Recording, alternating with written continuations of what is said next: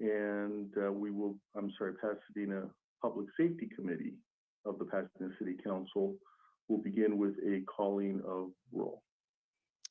Councilmember Hampton. Blessed to be here. Councilmember Kennedy. Here. Councilmember Madison is currently absent, and Mayor Gordo. Here.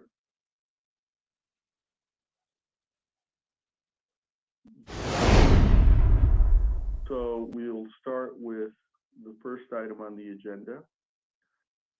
And as we all recall, this is a special meeting of the Public Safety Committee.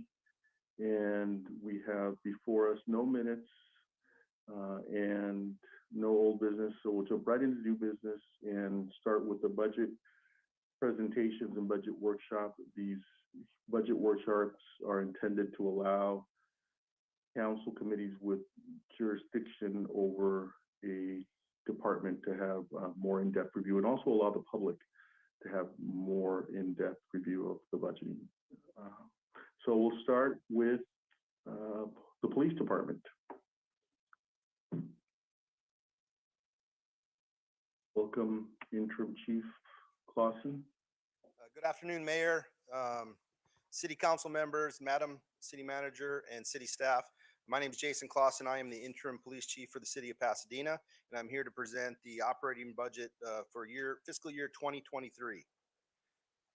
As we start off, first slide, please. As we start off, we'd like to talk about. Can everybody hear me? You're cutting out, Chief. At least on my end. Can't hear you. Okay, yeah, he's not speaking at the moment, but we're trying to make sure that he's closely connected. Sorry about that.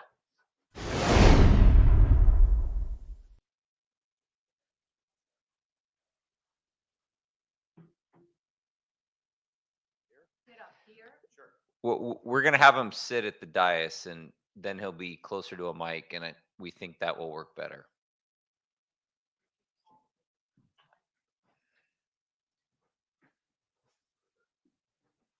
You got to push. Oh, there you go. We're good. Can you hear me now? I can hear you. Okay, first I'd like to go over our fiscal year 2022 accomplishments. And one of the first things is our implementation of the ShotSpotter Gunshot detective system. Its goal is to reduce gun violence and improve safety for the community. This initiative was activated February 9th, and so far we've had 20 shooting incidents in the city of Pasadena year to date, and we recovered 75 guns year to date too. Of the 33 alerts that the ShotSpotter system captured, 81% of these were not called in by citizen informants or other entities to our police department. A couple of things to highlight is we did have an incident on Lake Avenue 2 weekends ago where the system reported one gunshot being fired just north of the 800 or 900 block of Lake Avenue. The officers arrived on scene and they found 3 people loitering next to 2 vehicles. As they got out of their car, they found a handgun on the ground that had recently been fired. And once the detention was made, 3 of the 3 people, another gun was recovered from the scene. We've had other incidents where gunfire was collaborated based upon the system without callers into the police department, and it has increased our response time. We had unfortunate incidents this past week, and officers in the field actually got alerts to their cell phones, and they were en route to the locations of these incidents prior to even the dispatch center being alerted and or broadcasted to ground units. So it actually is getting people, the police officers, to the scene a lot more efficiently prior to even anyone calling the police. The second initiative was the Pasadena Elder Independent Adult Liaisons. This is a cross-departmental working group to improve the quality of life for elders and dependent adults. I have been fortunate to work in this realm for the past decade, working with the long-term care ombudsman as we go to combat crimes of violence and or fraud in skilled nursing homes and long-term care facilities, as we are trying to get better oversight on people living in these facilities, and these are the most vulnerable, most in need. Because of this initiative, that it was a cross-working group with the city manager's office, public health department, fire department, city prosecutor's office, planning and community development, the long-term care ombudsman, and representatives from Huntington Hospital. We were able to provide greater oversight for these facilities, at which time it also caused the police department to change our policies on how we respond to these locations and our cross-reporting to such entities as the Department of Social Services, LA County Department of Public Health. And so we changed our policies, and we appointed a czar, meaning somebody having oversight of the initiatives from these facilities. And that's the sergeant in charge of the Special Victims Unit. Because again, we need to ensure that the people living in these facilities are taken care of. The third initiative was our Axon body-worn camera evolution number 3, and our signal sidearm. We actually got reinstated with new body-worn cameras from Axon through our contract, and all of these cameras are now affixed to field enforcement units. Some professional staff wear them also when they're in the community, and from these body-worn cameras, there are special things that can occur, such as automatic turning. The device turns on automatically when a taser is deployed, and we've seen that when officers have conducted routine tests at the police station to make sure their battery levels are correct. If a camera is on nearby, it will automatically activate. So this camera is an enhanced some of our abilities, as well as the signal sidearm test and evaluate program, where we are right now testing 8 devices that are attached to officers' holsters, that once a handgun is removed from its holster, the body-worn camera turns on automatically, and body-worn cameras in the vicinity as well. So this is a 90-day trial that we are in the middle of, and once we are done, we're going to evaluate this piece of equipment and hopefully be able to outfit all officers in the field with this device. Next slide, please. Homelessness response.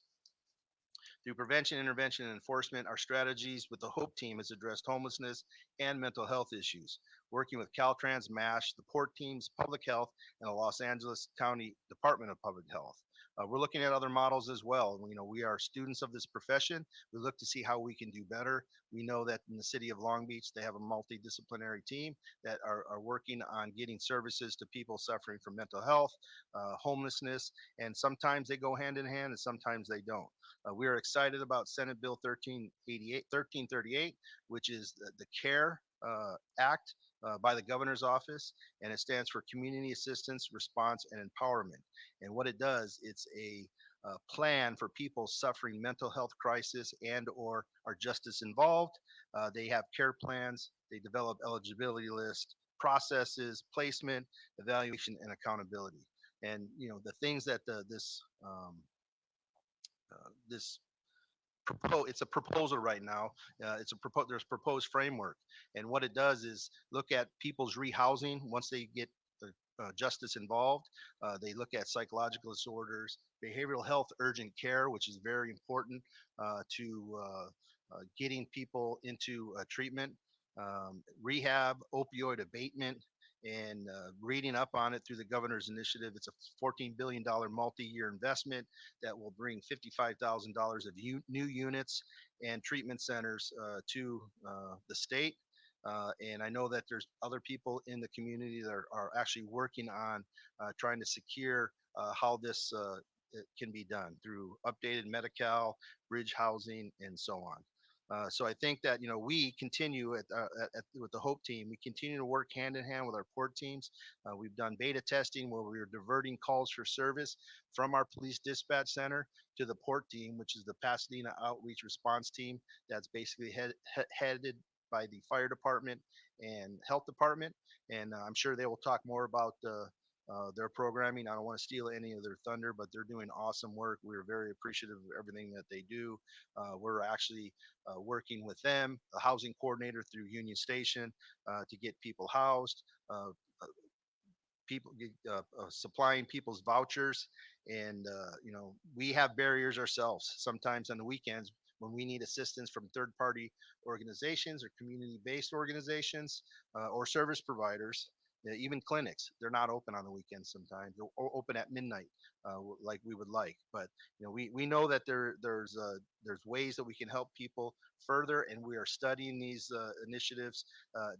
We want to make ourselves better internally. The next item is the Versaterm CAD RMS system. It's the most significant upgrade to the computer-aided dispatch and records management system for the police department in over 30 years.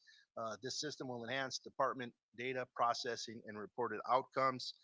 It's basically changing all of our information software so we can collect data, mine certain things to find out, where our calls for service are occurring, who's involved, making connections, and it also is going to change the way that we report crimes to the state. Right now, we use the Uniform Crime Reporting System, and what we do is take this initial police data of crimes occurring in our communities, and we report them at the end of, I believe it's every quarter. There's a national move to the NIBAR system, which is the National Incident-Based Reporting System. And we, the police, will have to report to CYBARS, which is the California Incident-Based Reporting System through the Department of Justice. And what it does is it looks at every single crime on one incident.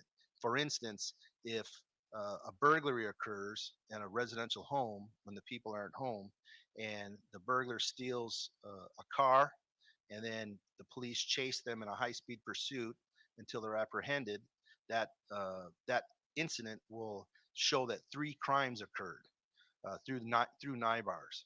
The old way, UCR, we only report to the state the main crime, which is the residential burglary. So it will, since we moved to this new platform, we're going to have to evaluate our data, and there's nothing we can compare it to. Like we could do crime comparisons from year to year, month, year to date, from 4 years, dating 4 years back, and what things were happening 10 years back. And I can say right now, crime has been flat over the past 4 years through the month of April. I was just looking at the data. So I think that this switch to the NIBARS is going to increase our reported crimes. And I know that at the end of the slide, one of our future engagements is going to bring the NIBAR system to public safety to do an overview of what it does and what it's reporting and how we're looking at our data. So that's coming forward. Next slide. The next slide is the armed prohibited persons detail. It's a collaboration with the Department of Justice to address gun violence in our community. There's a special unit that all they do in the Department of Justice is try to recover guns that are in the hands of people that are not allowed to have guns.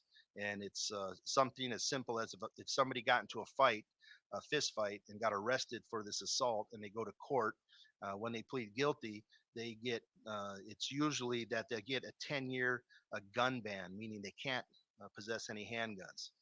And sometimes people that get arrested may have a dozen guns at their house, all legally registered. But once they suffer this conviction, these guns now become prohibited. So we've been working with the Department of Justice, trying to get some of these guns off the street. And our last operation about a month and a half, 2 months ago, the teams of agents in Los Angeles County, we removed 114 firearms from the community, along with 9 weapons specifically in Pasadena, and we did make 1 arrest as well. So right now, as we look back, last year we recovered 344 guns, and 46 of those guns were ghost guns, roughly 13%. I know that that's another initiative that we need to do is work with our city prosecutor's office to draft a gun ordinance, a ghost gun ordinance to try to better protect uh, people in the community with the removal of ghost guns. The next accomplishment is our wellness unit. It started probably in 2019 through inception and got up and running, and we're really up at full speed right now. It's comprised of peer support team members, chaplains, and contracted psychological services. Provides support to employees and their families. It provides support to the families in the communities that are impacted by critical incidents, and provides department training on emotional survival and post-traumatic stress. Just recently, we had our team out on Fair Oaks yesterday at the scene of a tragic incident that we had talked to family members regarding the next steps, regarding outreach, connecting them with the Bureau of Victim Services from the District Attorney's Office on everything that they would need to know as they're suffering, a traumatic incident. And it extends to victims and victims' family as well. We have spiritual support through our chaplains, and we plan on hosting a wellness day ourselves for internally of all the police officers and their families. I know that we've deployed our outreach team. It's called the Trauma Response Unified Support Team. We responded to 5 incidents just this year. I think we had some really good interactions with families, and we show our empathy because we need to show our empathy. And even my officers are affected, deeply when we're coming upon these crime scenes, such as a traffic accident or a death of a child.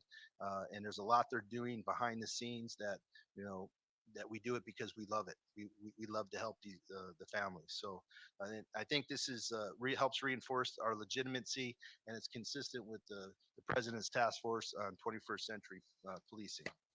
Next slide, please. So here's the appropriations by category. If you look, we only spend money in three places: our personnel, services and supplies, our internal service charges. The last two are capital outlay. There's no recommended budget moving forward for 2023, and either in operation transfer out. So personnel is the salaries and benefits, overtime, and any positions that need to be covered. Services and supplies are the purchase of goods and services. Internal services are building maintenance and Do It, which is our IT department who works on computers and technology. Our capital outlay is basically equipment over $10,000, but we're not asking again for any money in this. And operating transfer out is money that gets transferred to other funds, and we're not doing that this year. Next slide, please. So these are the funds that we spend in. Our general fund, we're asking for $89 million, which is a 5% increase from last year. The next 3 funds, LA Impact, General Fund Project Funds, and the New Year's Day Fund, we're not asking for any changes, and I'll discuss them a little bit further when I get to the bottom here. The Foothill Air Support Team, $403,000 is an increase of 3.8%. I will discuss again. Supplemental Law Enforcement Fund, which is, I believe, sales tax. We are asking for an extra 4.8%. And the Public Safety Augmentation Fund, we're asking for 12%. And again, I will explain at the bottom of my slide here. Asset Forfeiture Fund, we're increasing it 26.9%, and I'll explain there. And the Homeland Security Grant Fund is going to remain flat, and we can't budget for that anyways. So 91% of our budget is in the general fund. It pays for 366 full-time equivalents, which are paid out of the general fund. There's an increase this year for 2 full-time equivalents, which are new park safeties, and I'll go over the breakdown of the cost in a minute. LA Impact, the general funds project fund, which pays for outside jobs such as movie shoots, Rose Bowl operations and events, and the New Year's fund remain flat. The Foothill Air Support Team, there's increases due to negotiated salary increases and insurance. Insurance is very pricey. The supplemental law enforcement fund is an increase due to negotiated salary, benefits and burden, and only one police officer position is paid out of this fund. The public safety augmentation fund is due to negotiated salary increases and burden increases. 10% of our full-time equivalents are paid out of this fund. But also there's another $200,000, and that money is being allocated for the shot spotter, 1 year of the shot spotter. Our asset forfeiture fund increase is needed because we have a Senate bill that mandates we, the police department, report to the state under the RIPA Act, which is the Racial Identity and Profiling Act, that we have to, when we are conducting detentions and traffic stops and any contact with the public where we plan on detaining them, we have to fill out a form when we're done and forward it to the state so they can review the people we're stopping and how we're stopping them. Right now we have test data that we're reporting, and I believe that the real data that will have to get transferred to the state in April of 2023. Next. So significant changes. I talked about 2 full-time equivalent park safety specialists. They've been added, and that cost is at $186,896. So it's basically $186,000 for these 2 park safety specialists.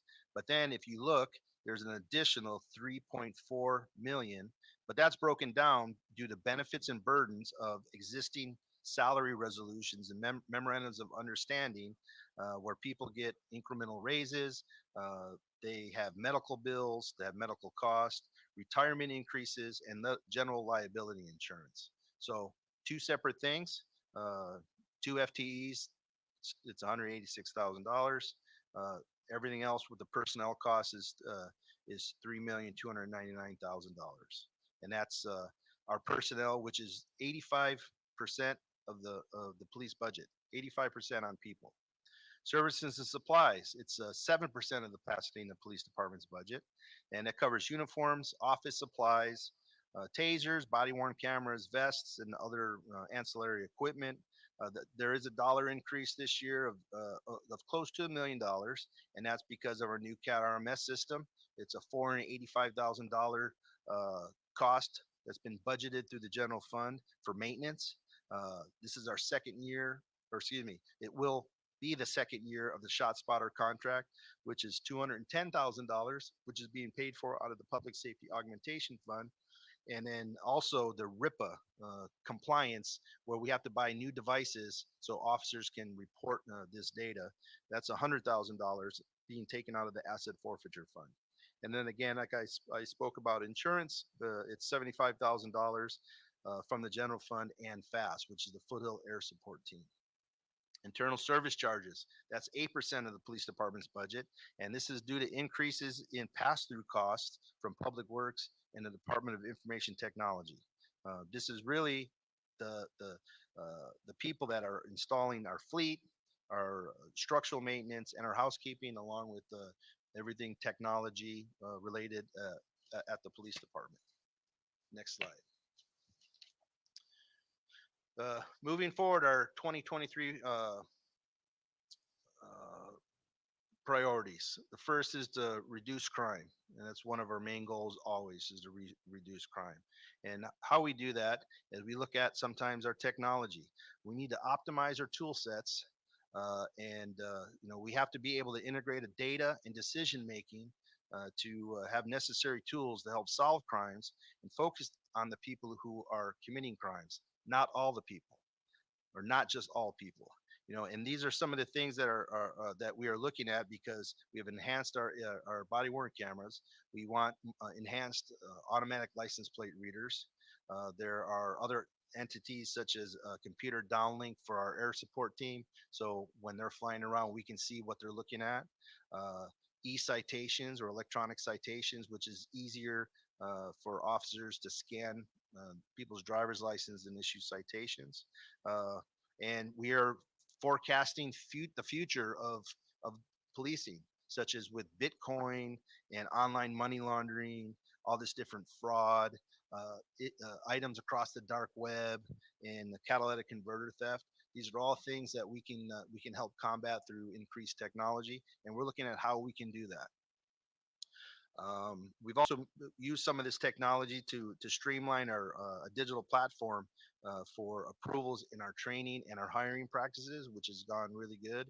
The officers up in that unit are very appreciative. Community policing initiatives. The police department responded to 114,000 calls over the year 2021. We continue to enhance our community service policing model, and we will be transferring from a 5 beat system where the city is divided up into 5 beats for the officers and for our computer aided dispatch. We're going to condense them to 4 beats. And again, we can bring this information to public safety for a better understanding once the Versa term goes live. But, we have to look at, and maximize the service that we provide to the community through regional partnerships, both with state and federal agencies.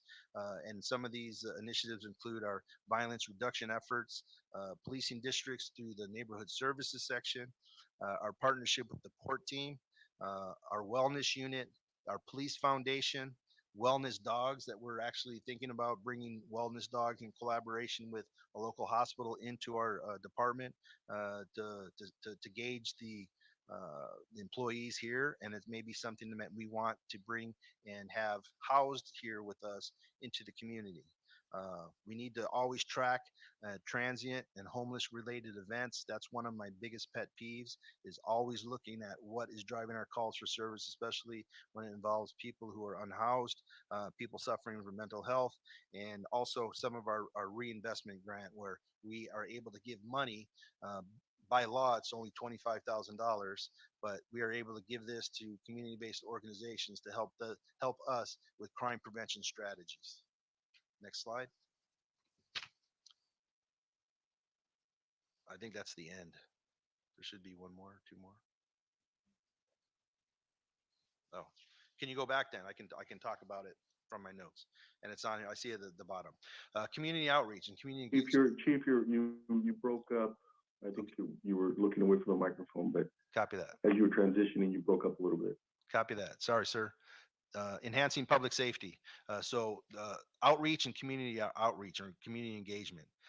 These are things that are near and dear to our heart. We all know when COVID hit, we kind of like disconnected from the community because we couldn't look at each other, we couldn't touch each other. And so now we continued getting back together through Zoom calls and help mentoring kids over the internet. We think that we have an annual group of programs and presentations and events that serves Pasadena, and they're very diverse. Some of the things that we do through our community outreach programming is Business Watch, crime prevention. We have booths at community events and festivals. We provide safety presentations to community groups or other organizations. We do post-incident canvassing at crime scenes, and we know that's very successful when we're in a neighborhood and we start talking to the neighbors. They're responsive at times, and they say, "Hey, you know what? Thank you for being here, and look in the barbecue because that's where it's at." So we develop relationships with people, and there's other events that we do outreach at: National Night Out, Police and Citizen Awards, Open House, Police and Fire Memorial, Community Police Academy, both in English and Spanish, our classic car show, and we provide meals during Thanksgiving and our Christmas assistance program. And I think everybody here along the dais and on the computer have been either part of or have attended some of these events. And then now we're looking at continuing what we're doing, focusing on the youth. And one of the good things is the police department has basically entered into a contract with the old Jefferson School, so we can move our police athletic league there from the Salvation Army to Jefferson School. And it's going to be in collaboration, I believe, with the library and the fire department training center. And this is where we really engage the youth and have the Kids Safety Academy, the Junior Public Safety Academy, Summer Youth Leadership Conference, Read Across America programming, and our Explorer program.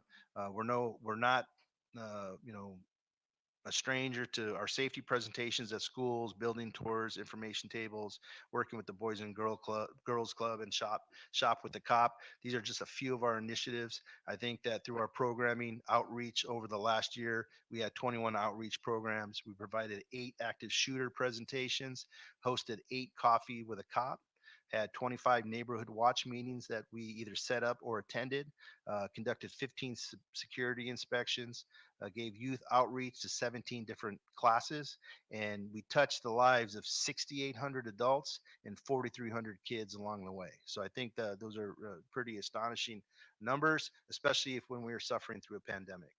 Training is something that I want my officers to be the best trained and the most trained. And I think the people in the community want that as well. We have several different things that we're working on. Right now, we've designed maybe the best platform in the nation for a unique debriefing system, which we call a 30-day review. After an incident, we bring everybody at the incident that was involved, we bring them into a room, rank off. There's no rank in there, and we watch a video of what occurred, and we learn how to be better and how we can do better. And we do that because we know whatever happened may happen again tonight. And we take away our training, and we take away best practices from what we see and what our discussions are. We also have a digital platform under our newly formed critical performance unit.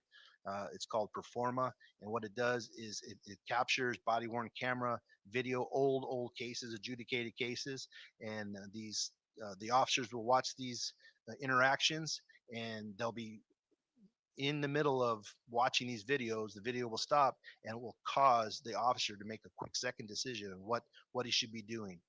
Should they go hands-on? Should they seek cover? Should they seek concealment? Should they de-escalate?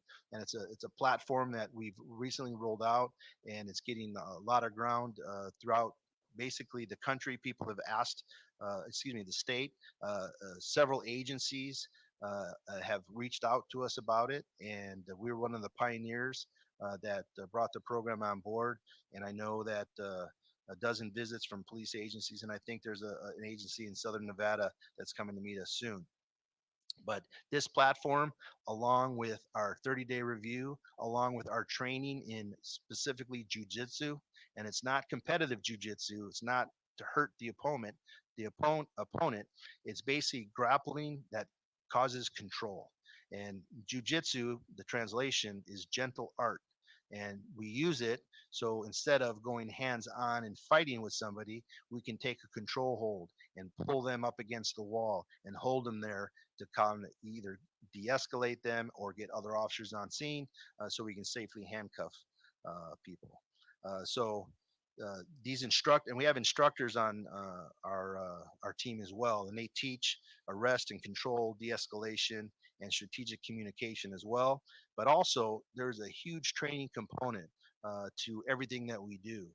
And that goes from racial profiling, de-escalation, training for dispatchers specifically, equity, diversion, and inclusion, practical de-escalation and tactical conduct, mental health decision-making, procedural justice and supervisory leadership, crisis intervention for behavioral health, cultural diversity, the duty to intervene, improving police decision-making under stress, force options, embracing strategies for everyday encounters, and we are recently gone through some programming and training with Triumph Foundation for mobility awareness, dealing specifically for people who are suffering from disabilities.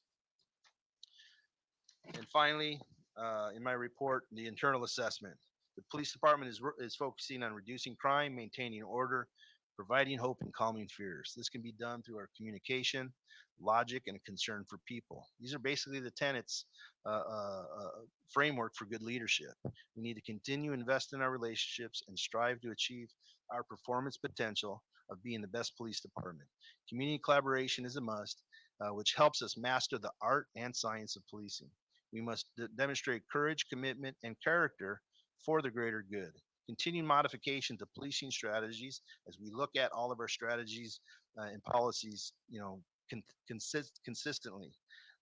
And these strategies will include prevention first, intervention if needed, and enforcement when required. And we want to focus on community caretaking. We will be attentive by blending in the values of education, issuing warnings when we can, and putting programs into practice that build safer neighborhoods while diverting people from the criminal justice system. There's a lot more work to do in this area, both on a state, city, and national level. And then the final slide is these are some of the upcoming agenda items. Automatic license plate readers. We're working on a proposal for fixed license plate readers at key intersections. We will bring forward the use of force complaints. And to be honest, historically, we are at the lowest that I've ever seen in my 30 years here. I think we've had through the month of April, we've only had 8 uses of force, which is basically unheard of. And then we can talk about the chief's report and overview of the National Incident-Based Reporting System, or NIBARS, like I had earlier said. And with that, I submit.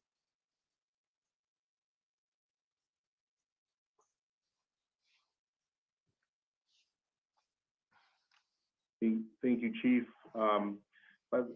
Before we start the first go around with the council, how many public comment cards do we have? Currently, we're at 9. Okay, and we'll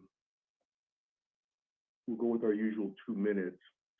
Are there questions or comments for the chief? I have a couple of questions, but Councilmember Kennedy maybe as well. Okay. No? Oh, okay. Well, then I will ask my questions and then I'll follow up at the, if that's fine with you, Mayor. Sure, absolutely. Okay, I just want to make sure. I'm about to just jump right into it. Sorry about that. Go for it. First and foremost, Chief, I just want to say thank you for your presentation. It was very clear, thorough, and precise. So thank you so much for that. Also wanted to share, the positive feedback that I hear from the neighbors, that have seen officers on bikes, and have waved when they can, and so I just want to say thank you for that, and also instilling that in the department and the officers that work in our neighborhoods. Are people suffering with homelessness? I've recently received the email today, but I was planning on mentioning it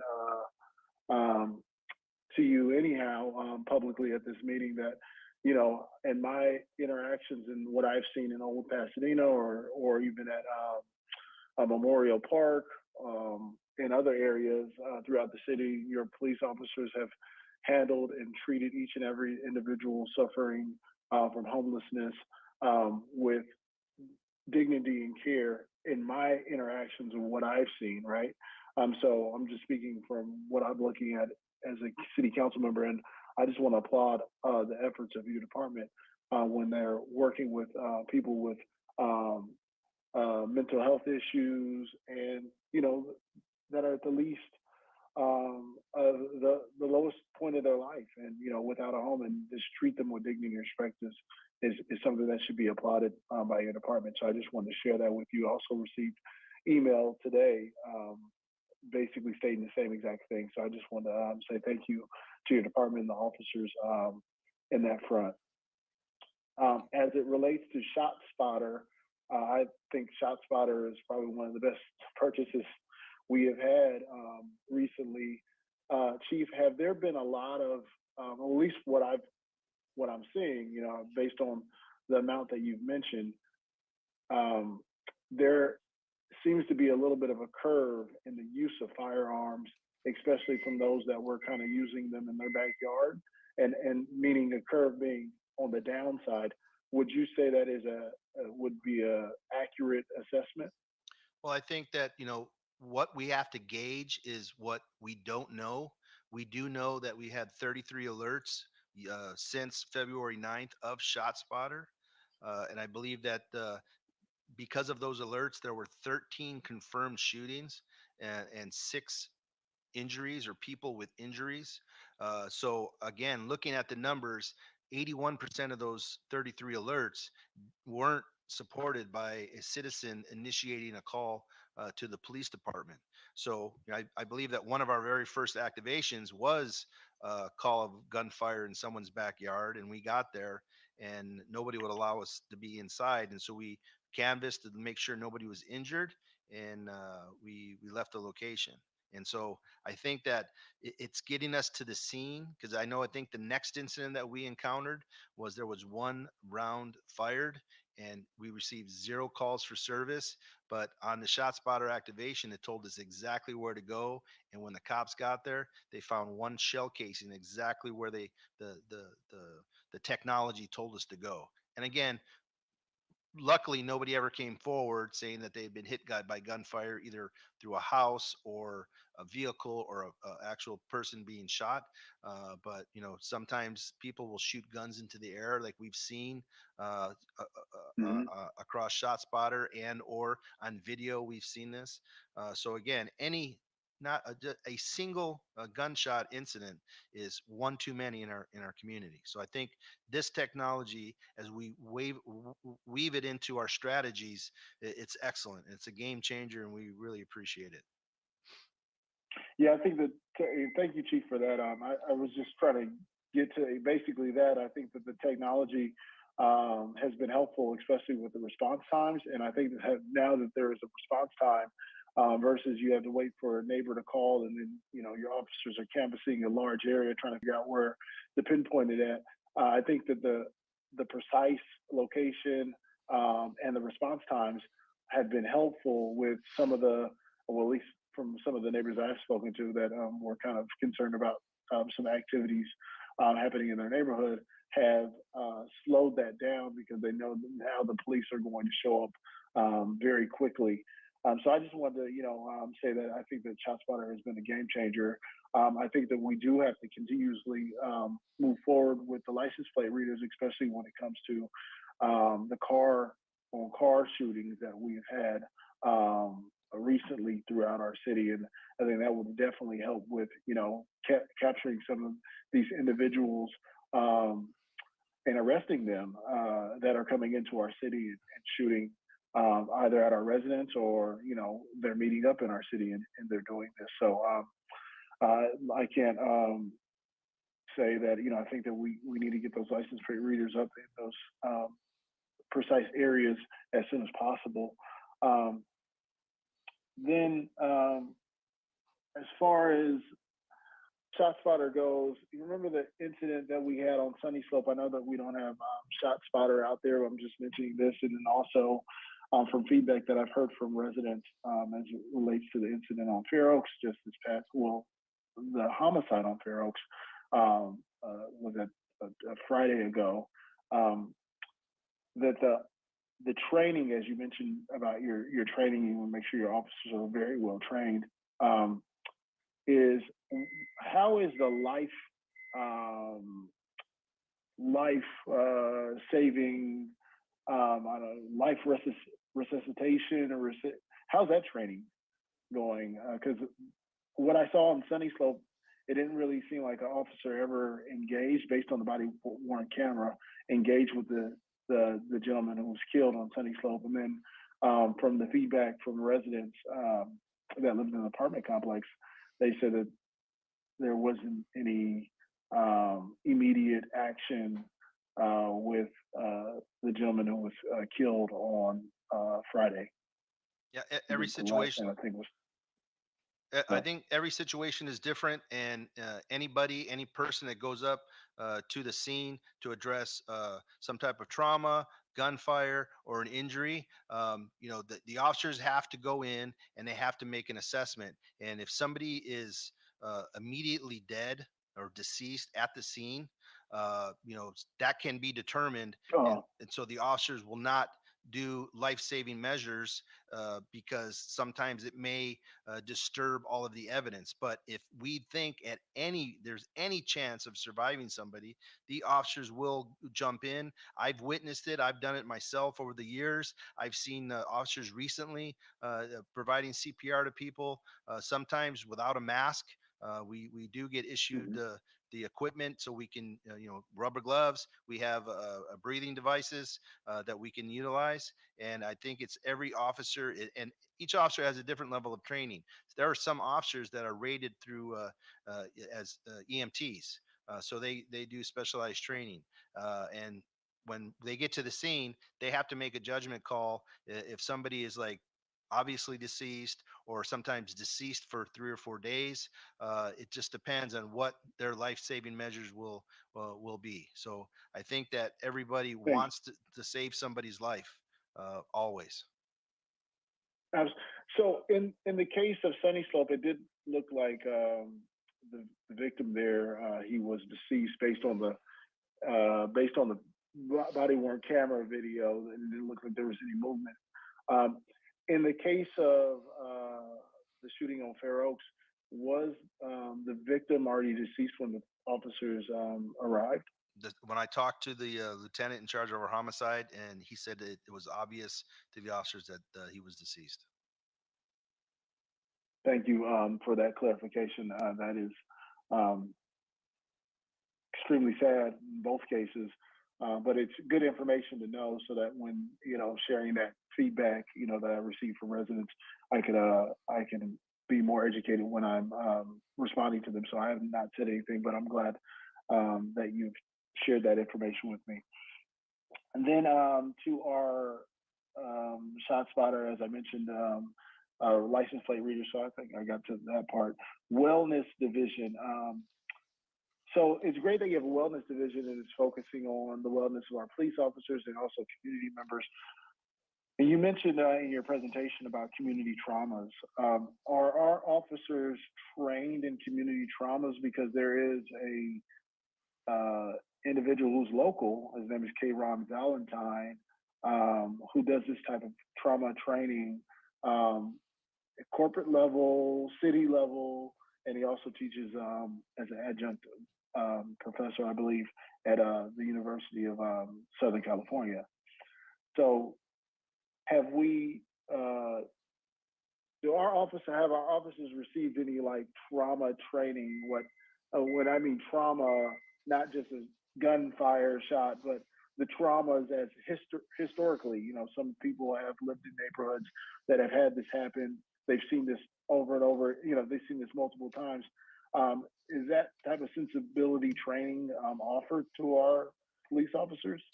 First and foremost, yes, it is. I know K. Ron Valentine very well. He was one of my service providers for a $2.5 million grant where I divested $1.7 million of funding to the Flint Ridge Center, and he was one of the subrecipients to give his training to the community, and was specifically focused on people who were just as involved in returning from prison. I think that our training is ongoing from procedural justice to implicit bias, trauma-informed care, and as this wellness unit has rolled out, we will continue more and more and more to address not just the needs of internally of our officers or our employees, but their families and in the community as well. So there's better things to come in the near future when it comes to wellness and community involvement as well. I just wanted. Well, that's good news that you're familiar with K-Ron, and I'm aware. I'm aware of that grant as well because I remember you presenting that to us at the city council level. But for our officers, instead of training the community, what I think that may want to talk to K-Ron or an organization like his, not advertising, not trying to tip the scale for one person. I just know about his trainings. Or organizations like his to train our officers in that type of sensibility training, the same similar training that they have when talking to our residents that live in Pasadena without homes. So just, as you're rolling that wellness division out, I hope you think about that type of training for all of our police officers and employees of the police department. Yes, sir. We're listening, and I've actually attended cognitive behavioral therapy group setting that I help fund, and I wanted to actually see and also trauma informed care was very eye opening to me. and just listening to people's stories. It was, I strive to maintain my empathy. And, I think that it's very important, even at the every level of our police department, that we all do that as well. So thank you for the suggestion.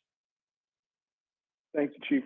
And then for our park safety officers, and this will be my last question, and I'm going to public comment, and then I'll follow up with the other questions I have. Was there an assessment based on hiring park safety officers versus hiring a security company, and the cost savings and the benefits, just like a benefit analysis? I was not involved in that that discussion, but I do know that we have worked with the past security companies. Specifically, there was one, California Metro Patrol, that was at the Jackie Robinson Center, and they had open communication with us. I think that when we hire outside entities, we have less control. If we have employees or full-time equivalents working for us, we can direct, and we have greater control of placing people through operational needs where operations need to occur. So I think that internally it's a benefit to get these two FTEs, so to speak, and be able to have a scope of work and work plan for them to help better the community and the people that are utilizing the parks. Thank you, Chief. And that's what I was trying to get at. It kind of seems like, just in my experience and seeing things, and maybe it's a one-off thing, but we have park safety officers now, and I remember there were some issues at La Pintoresca, also Jackie Robinson, and Washington Park. And as I just drive around the city throughout, and walk and talk to neighbors, I noticed that there was no one at Washington Park, but there were 4 park safety officers there when we had people drinking and smoking at La Pintoresca as well as at Robinson Park, and they were there for about an hour. It wasn't a lunch break. So how do you control making sure that these officers are going to be where they're supposed to be? If it was a contract, right, a security firm, and we had all the security firm at one location, then the city manager could say, this is not working out for us. We're going to stop this contract and get a new security firm out here. So that's the challenge, is making sure that people are managed right. And if they have an assignment to a certain location, that they are at that certain location at that time. So that's the reason why I would like to understand what the price analysis is, and then also understand more so the management piece of it, Mayor and City Manager, and also Councilmember Kennedy, before approving moving forward with this, or at least the park safety officer. I just want to understand, what are the benefits, and why not 3 park safety officers? Because you have Villa Park, you have Jackie Robinson, and you have La Pintoresca, and you also have Washington Park. So, why not 4 park safety officers that are put directly in those locations, and they're there, from whatever the time is that they're there until the park closes. So if there was an analysis around it, that would be really helpful for me. And I can produce data. I know that our park safety specialists are probably the busiest unit in all the police department as far as handling of incidents. I know for a fact that in year 2021, our park safety specialists responded to 6,894 different incidents across the city. So I think that they're busy, and they get stretched thin too. Kind of like, if they're on this side of the city, something may happen over here. And if they're on this side of the city, something's going to happen on the other side of the city. And we've seen that at times. But, at the end of the day, we don't really, our mere presence, we can't gauge what we've prevented just by being somewhere.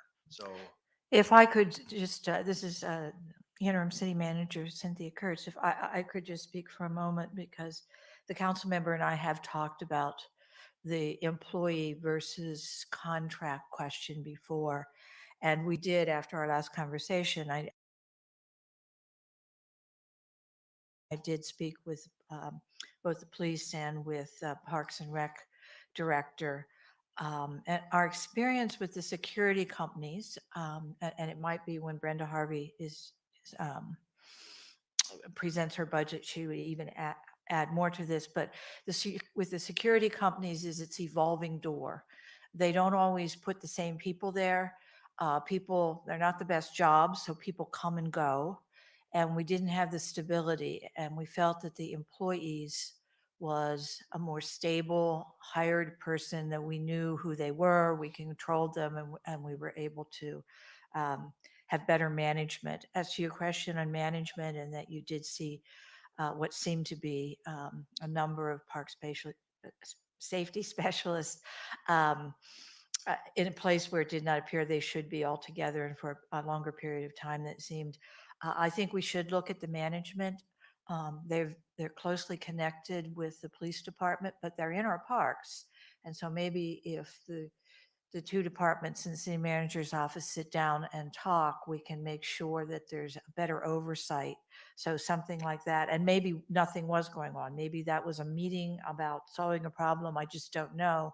But certainly we need to know that they are having proper oversight. And I think that's something that the chief said he could come back on, and I'll work with him on that. As to 2 versus 4, I mean, that's really a financial question, and in part why we're here, so that the committees can look at what we've recommended at staff level for using the dollars that we have available. If one person dedicated to each park is of higher importance than some of the other things, that's what we'd like to hear. And that's what, of course, we would bring forward to the council when you finally adopt the budget. So we'll be looking at the enhancement list after you hear the department's presentation. And if that's something the committee would like to recommend, please do so. And Matt and I will work with the numbers part of it to try to make that happen. Thank you. And then in some other locations, this is not a joke, not just Pasadena, not in Pasadena, but in other locations I've seen, East LA as well as Highland Park. These aren't good examples of comparing them to Pasadena, but they have these robo-cops. Have you seen these, Chief, in the parks? Not in the parks. I've actually seen one driving down Santa Monica delivering a meal to somebody. Oh, right. And so I saw that there were some in parks in some of the other cities, and it's been helpful in those areas that have had that type of well, not crime, but loitering, smoking, drinking, things like that. And so I didn't know if we looked into that option either, but it doesn't sound like it. So I'll just scrap that one. But if it was helpful there, maybe it could be helpful in Pasadena. But I think that the camera deployment in the parks will be helpful. Monitoring the cameras, and this is maybe to the chief or the city manager, who will be monitoring the cameras that are in our parks? Would this be one of the duties of a park safety officer? It can be. I think that we would have to have further discussions with PRCS about access. Currently, and I don't think Philip is here. Currently, my understanding is that they're not going to be monitored. They are going to be available for us to access information. If there is an incident, we can go back and see what has occurred, and most probably see people so that we'd be able to identify suspects. But first of all, I don't believe there's anyone in the room that knows the answer to that question. So we'll get back and confirm. But my understanding is that they are not monitored in real time. They are to access information in the event of an incident. Okay, because I was just thinking that if, based on security firm, the cameras that are going to be in the park safety officers, maybe there is, when the analysis that I was asking about, if it was to, be generated, some information, how much would it cost us to have someone monitor the cameras that are in the park? And do we actually need a park safety officer in each and every one of these parks if we see activities that are not conducive to the policies that the city council and the police department have on their books, drinking, smoking, and other lewd acts in the parks, that someone monitoring it could let that information be given to dispatch, and they could dispatch an officer. But I think public park safety officers, if they have the ability to write citations, do they have the ability to write citations, Chief? Yes, they do. Yes, they do, sir. I would say the other thing that we thought of in looking at adding to our safety officers is having someone in the park that someone can come up to is a sense of security, to ask a question, for families to see there's a uniform presence. It's not an armed presence, but a uniform presence. There's someone there.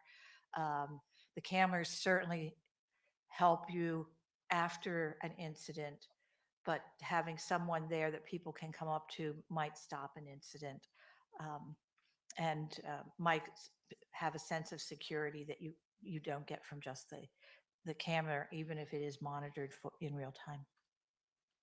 I agree with that, City Manager. My question is, do the park safety officers have the ability to write citations? Yes, they do, sir. They can write citations, and they do write police reports as well. Okay, that's good news. And so the people that are drinking or smoking in the parks,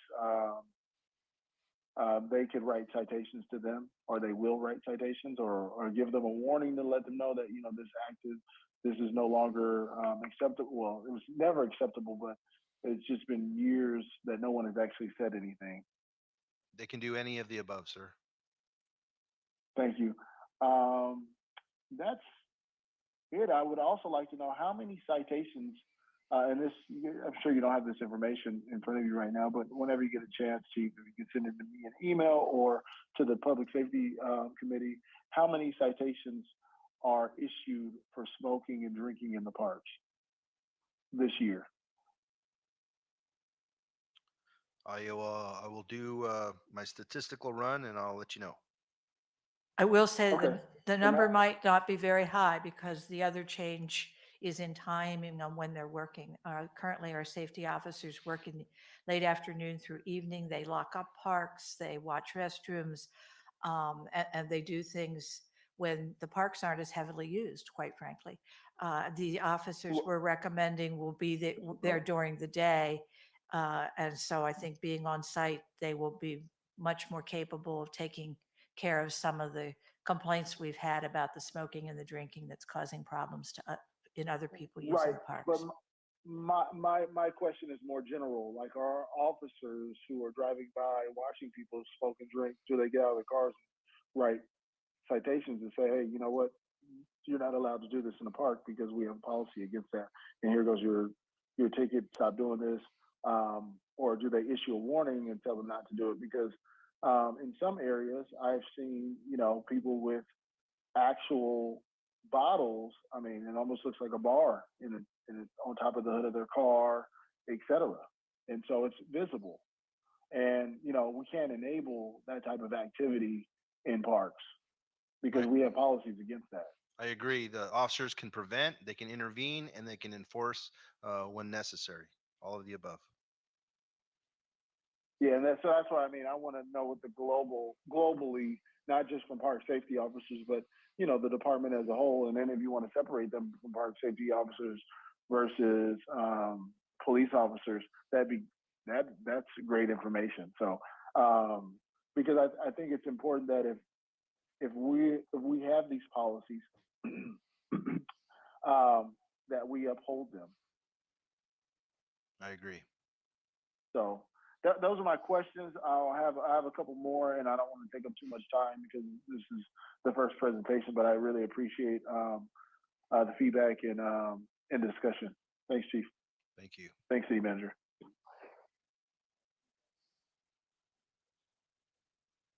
Okay, Mr. Kennedy?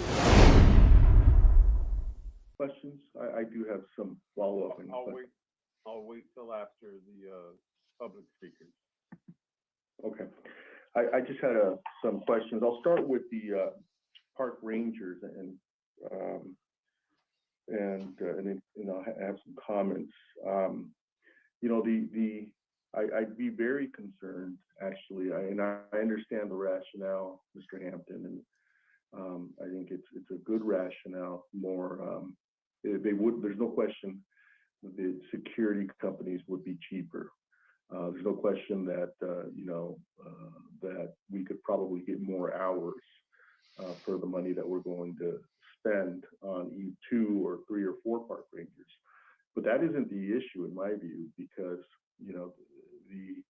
the issue is a combination of the service that we provide, as well as the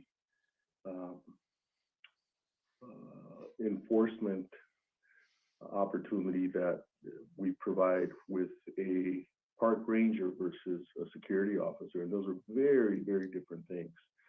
They're different under the law. They're just different practically. If we had security officers, I don't know that I could bring myself to support security officers because of the turnstile. You just have the turnover in that profession is incredible. 1, 2,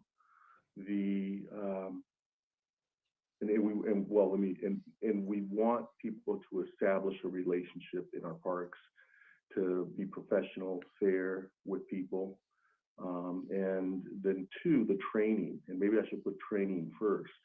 The training between a security officer and a park safety specialist there's just no comparison. Absolutely no comparison. And then access to our police scanners and radios and the technology, including our police vehicles that also, or city police vehicles that also act as a presence and a deterrent.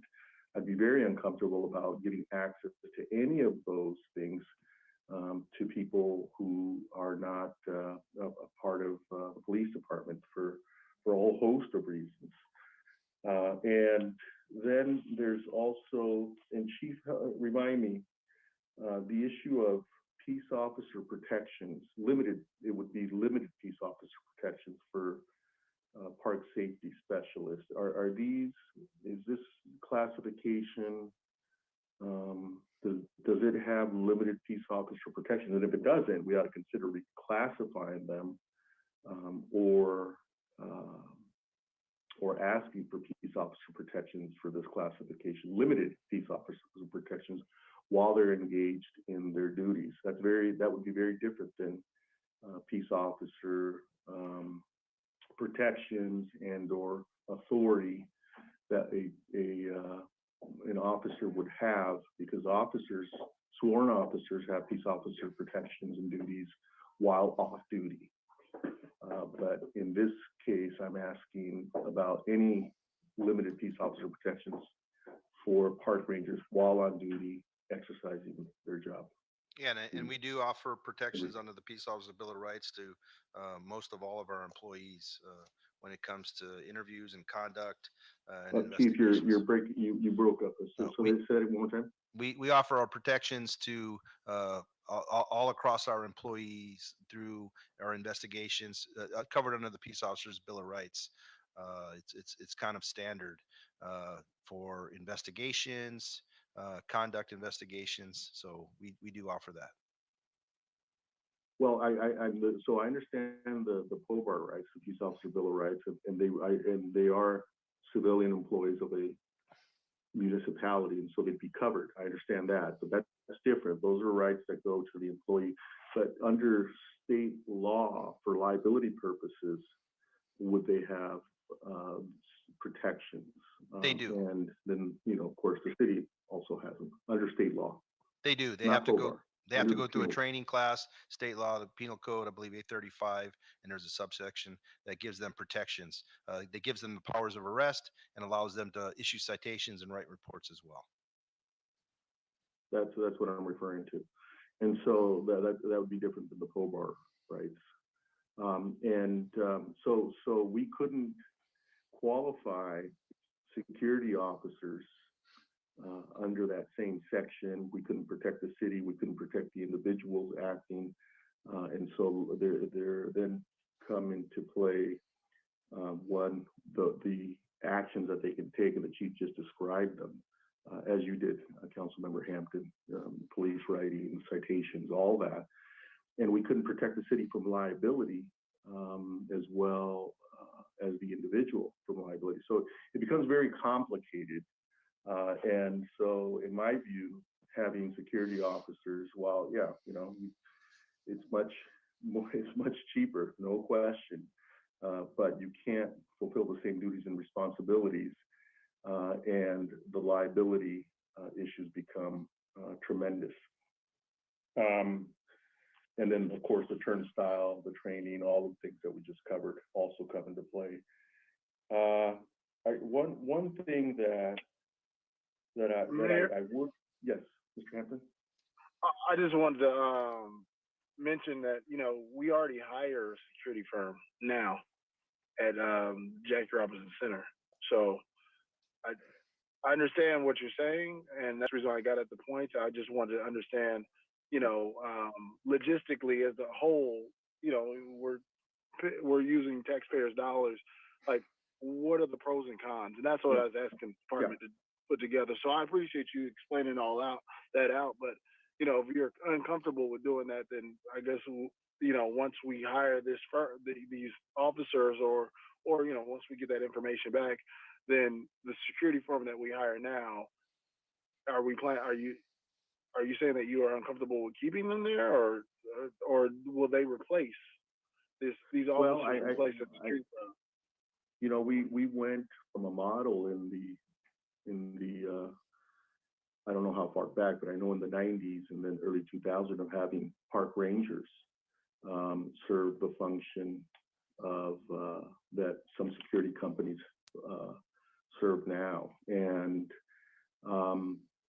the park ranger classification sort of went away. And there was one other classification, Chief or Cynthia, do you remember, or was that the one I'm recalling, park ranger classification?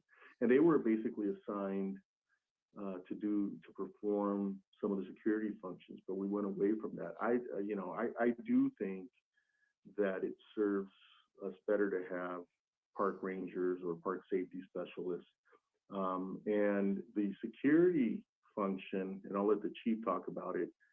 But my understanding of the security officers in the company that we hired, it's a very different function, not necessarily to engage the public, certainly not to issue citations. Chief, correct me if I'm wrong, certainly not to write reports. And I don't know that we give them our or arrest, and certainly not the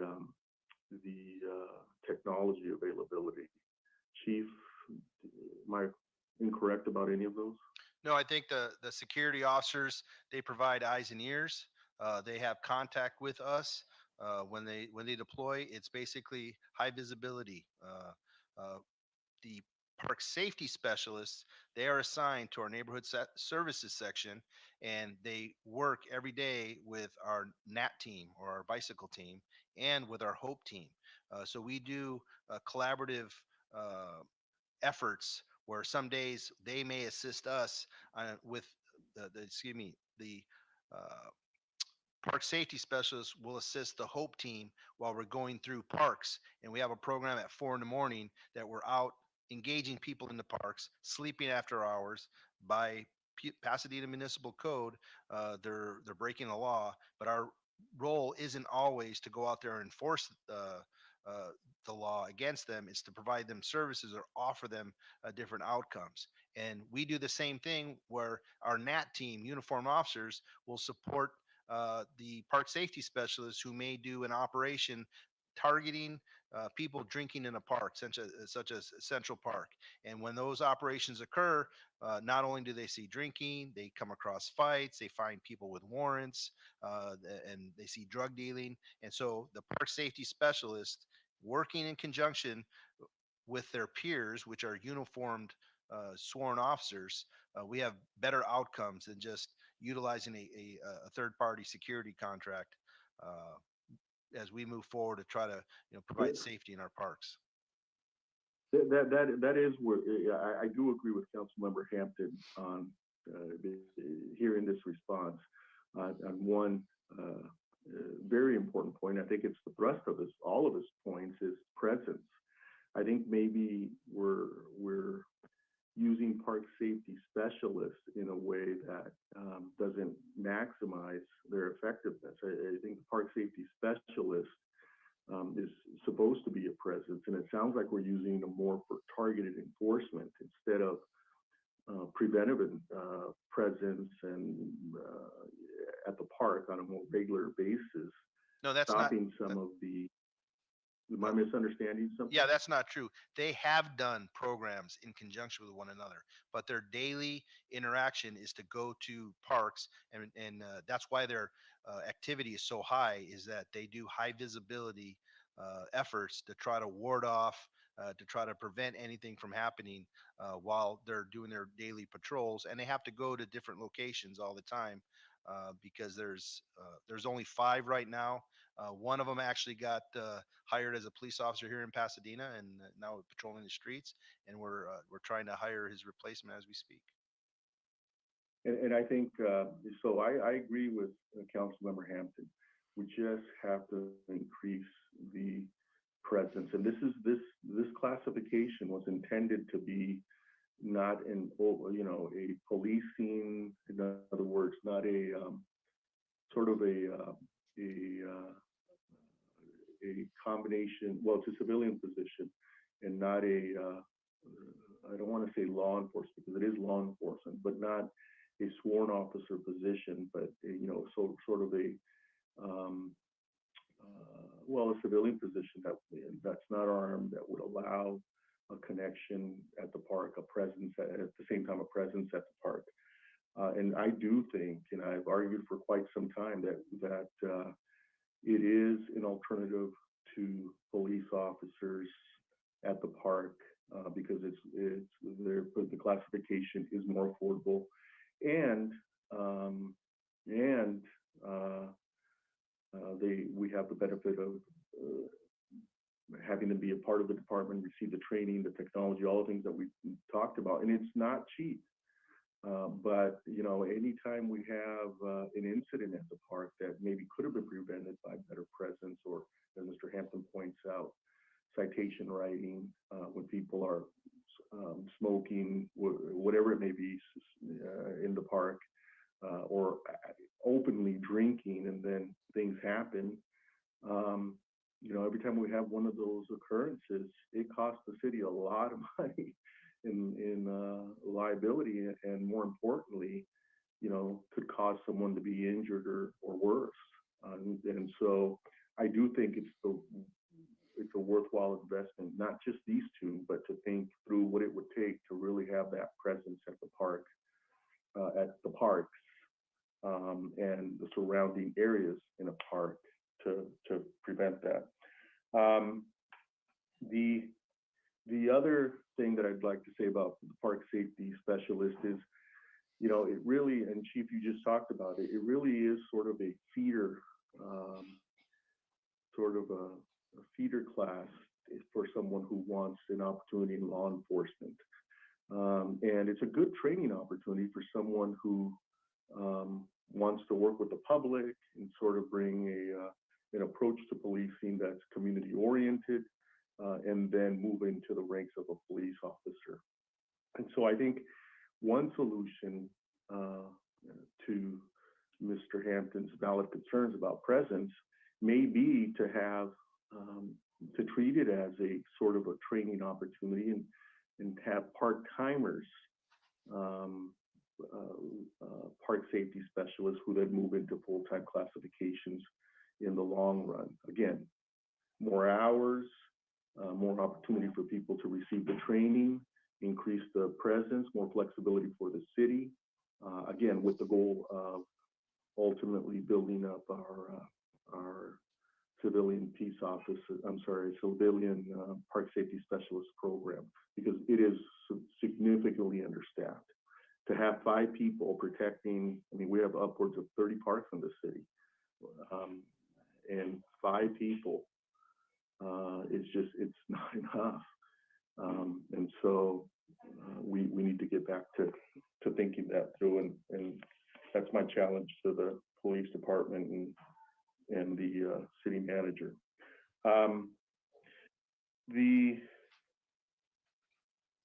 With regard to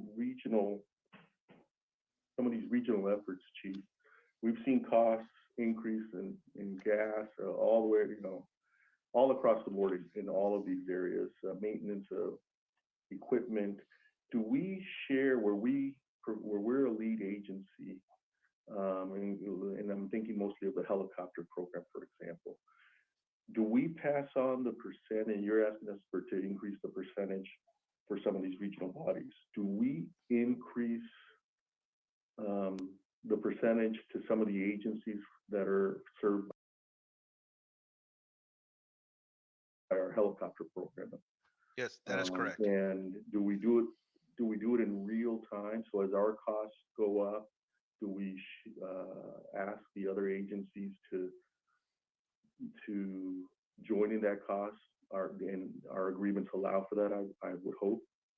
Yes, sir. We, our FAST program, the Foothill Air Support Team, we do pass on costs to other agencies. Unfortunately, one city backed out, so we still are in a good place right now that we can continue services to the other cities and, pass on costs to them as well.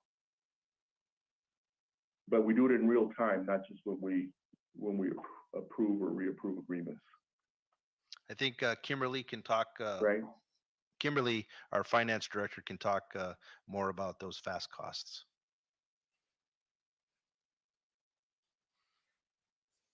Hi, I'm Kimberly Seaman. I am the analyst for the police department. Can you hear me? Yes. We prepare an annual budget for the FAST, just like we do our city budget. So when we go through and determine increases, it gets passed on annually. It is not done every month when we see an increase. So if our budgeted expenses for the helicopter program, if it increased exponentially for fuel, do we recover that? Do we have cost recovery based on our shared cost agreement for those programs?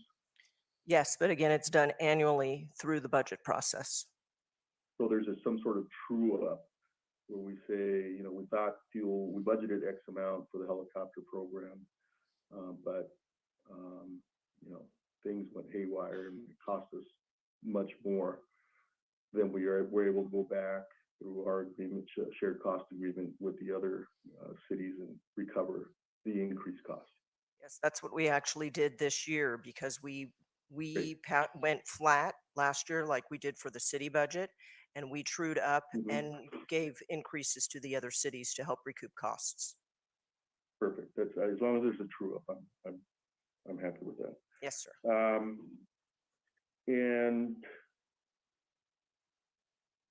I had one other. Oh, Chief, when you come back with the use of force reports, I would like to understand the type of use of force, whether it's a categorical use of force, how we record what we define as a use of force, and how that compares to other agencies. I think the reporting issue, how we define a use of force, how it's reported, is very important. I know that different agencies qualify a use of force very much more liberally, or there's a lower standard than another agency, which may say, well, if someone shows signs of a force, then we'll qualify as a use of force. I'd just like to understand the criteria a little bit better. And then I'd like to also understand where we are in terms of process for taking complaints for use of force. In other words, how many complaints are submitted, how many actually result in an use of force investigation, and where we are in those investigations. I asked for that data years ago, and I think it was good data.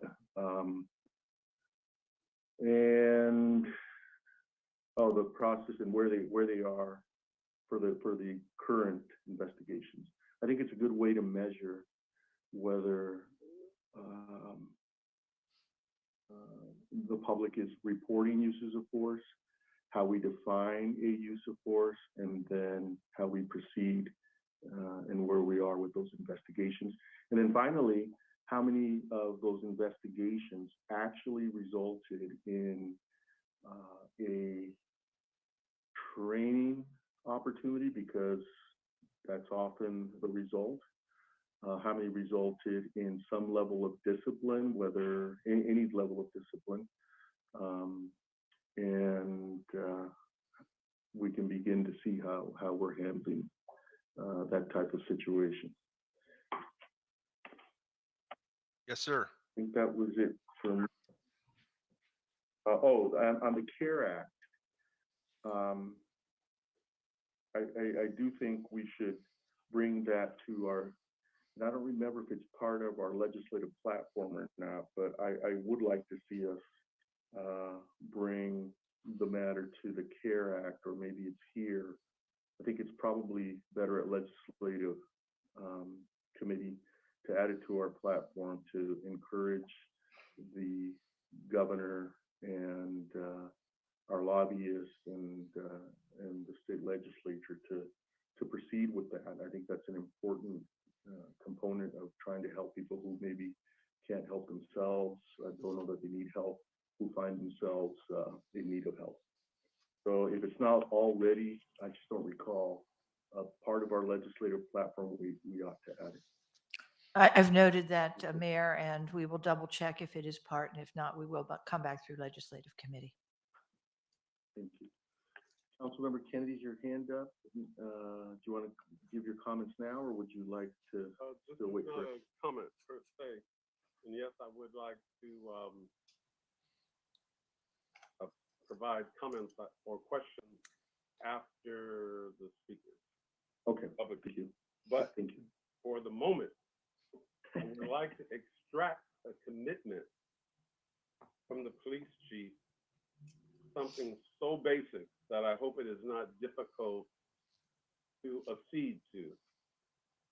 Throughout the community, not the African American community, not the Latino community, not the Armenian community, but throughout the community, I've heard a number of concerns that the community doesn't feel like our police officers slow down and get out of their cars and engage the community. So if that is true, and my personal observations would move in the direction of it being true, not to suggest there's an absolute.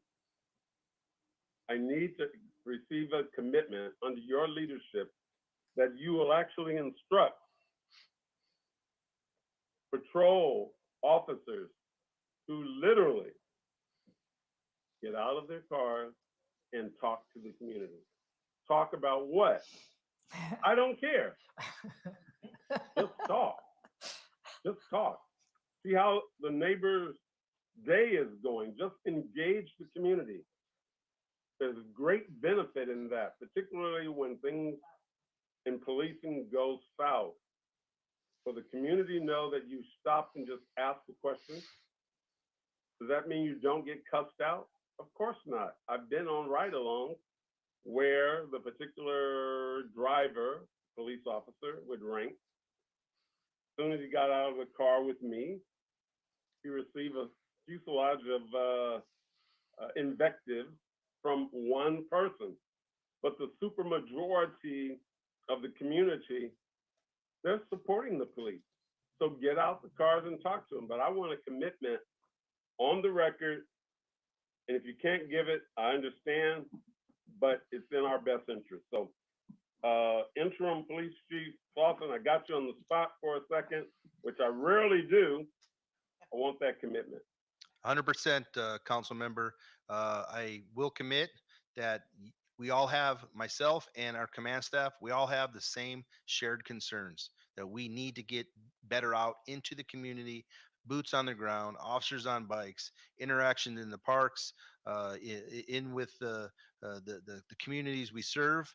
And it's my goal to achieve above and beyond what you're asking for.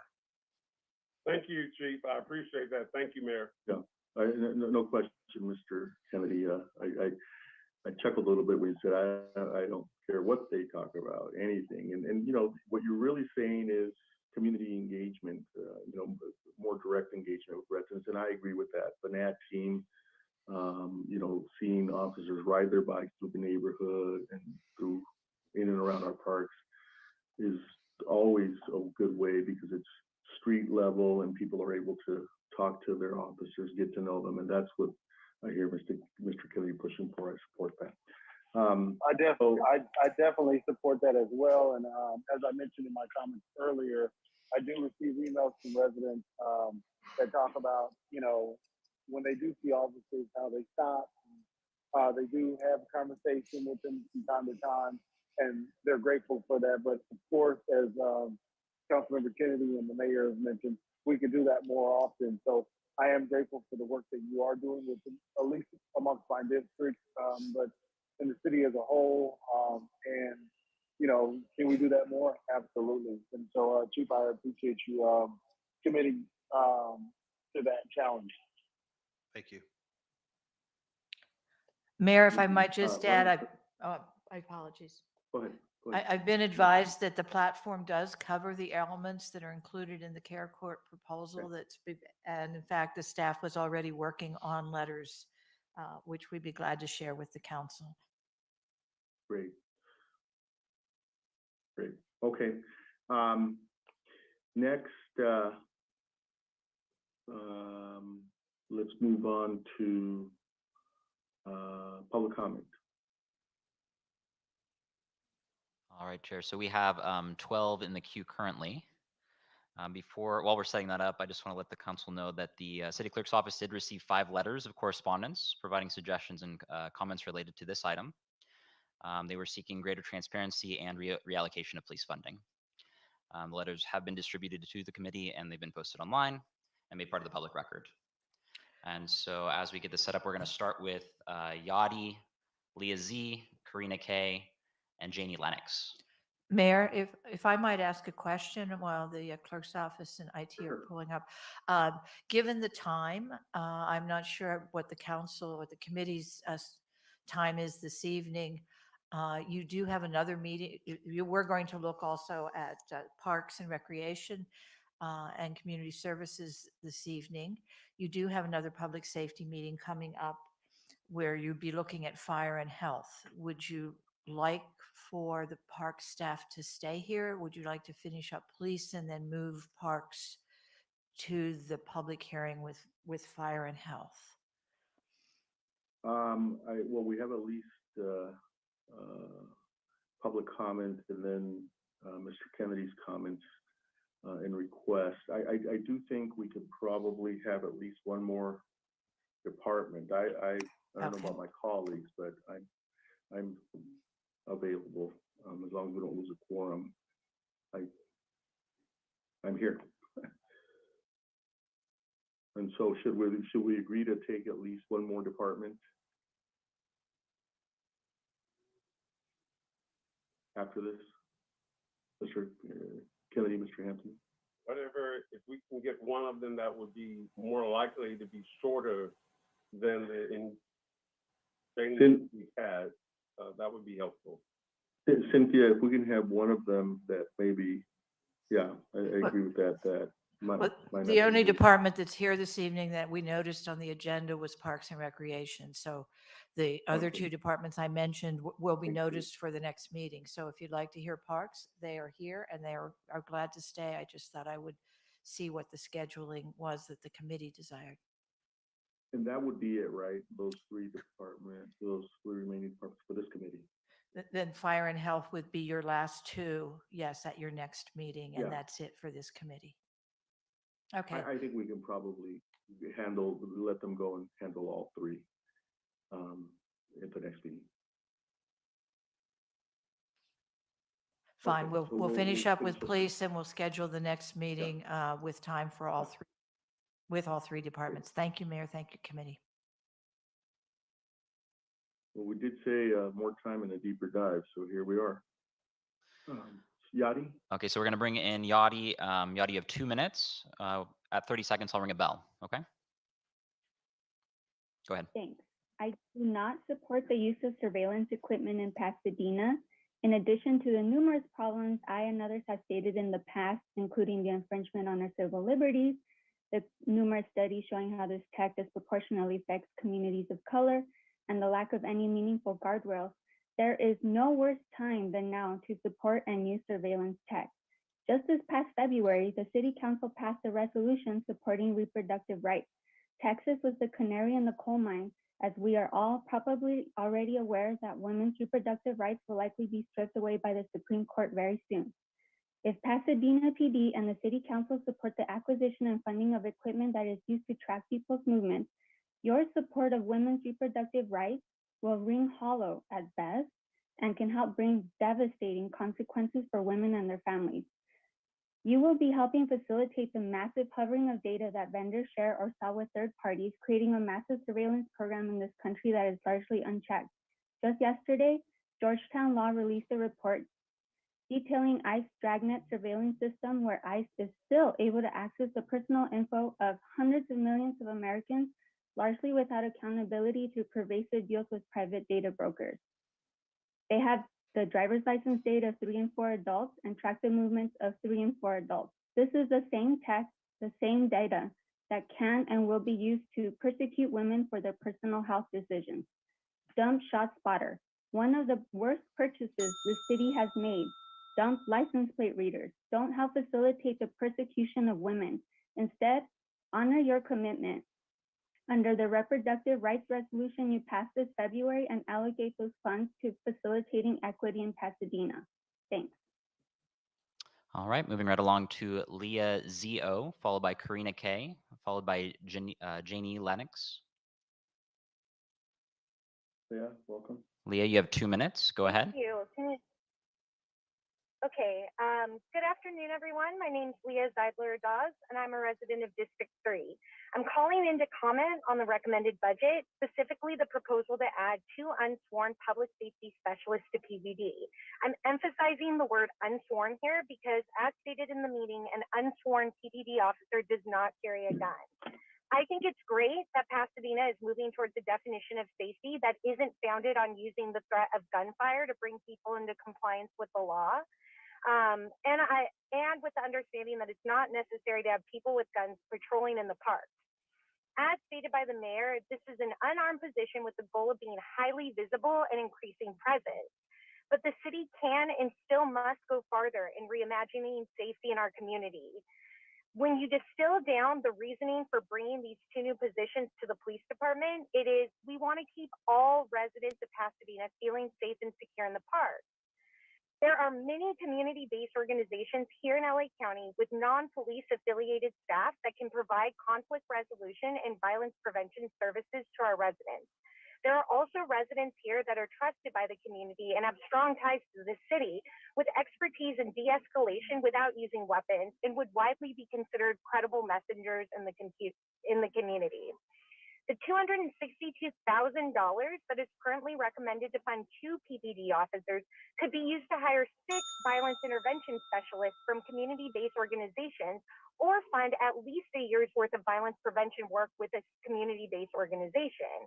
In addition to this 262,000, the city should reallocate an additional 262,000 from PPD permanently in order to hire double the number of violence intervention specialists.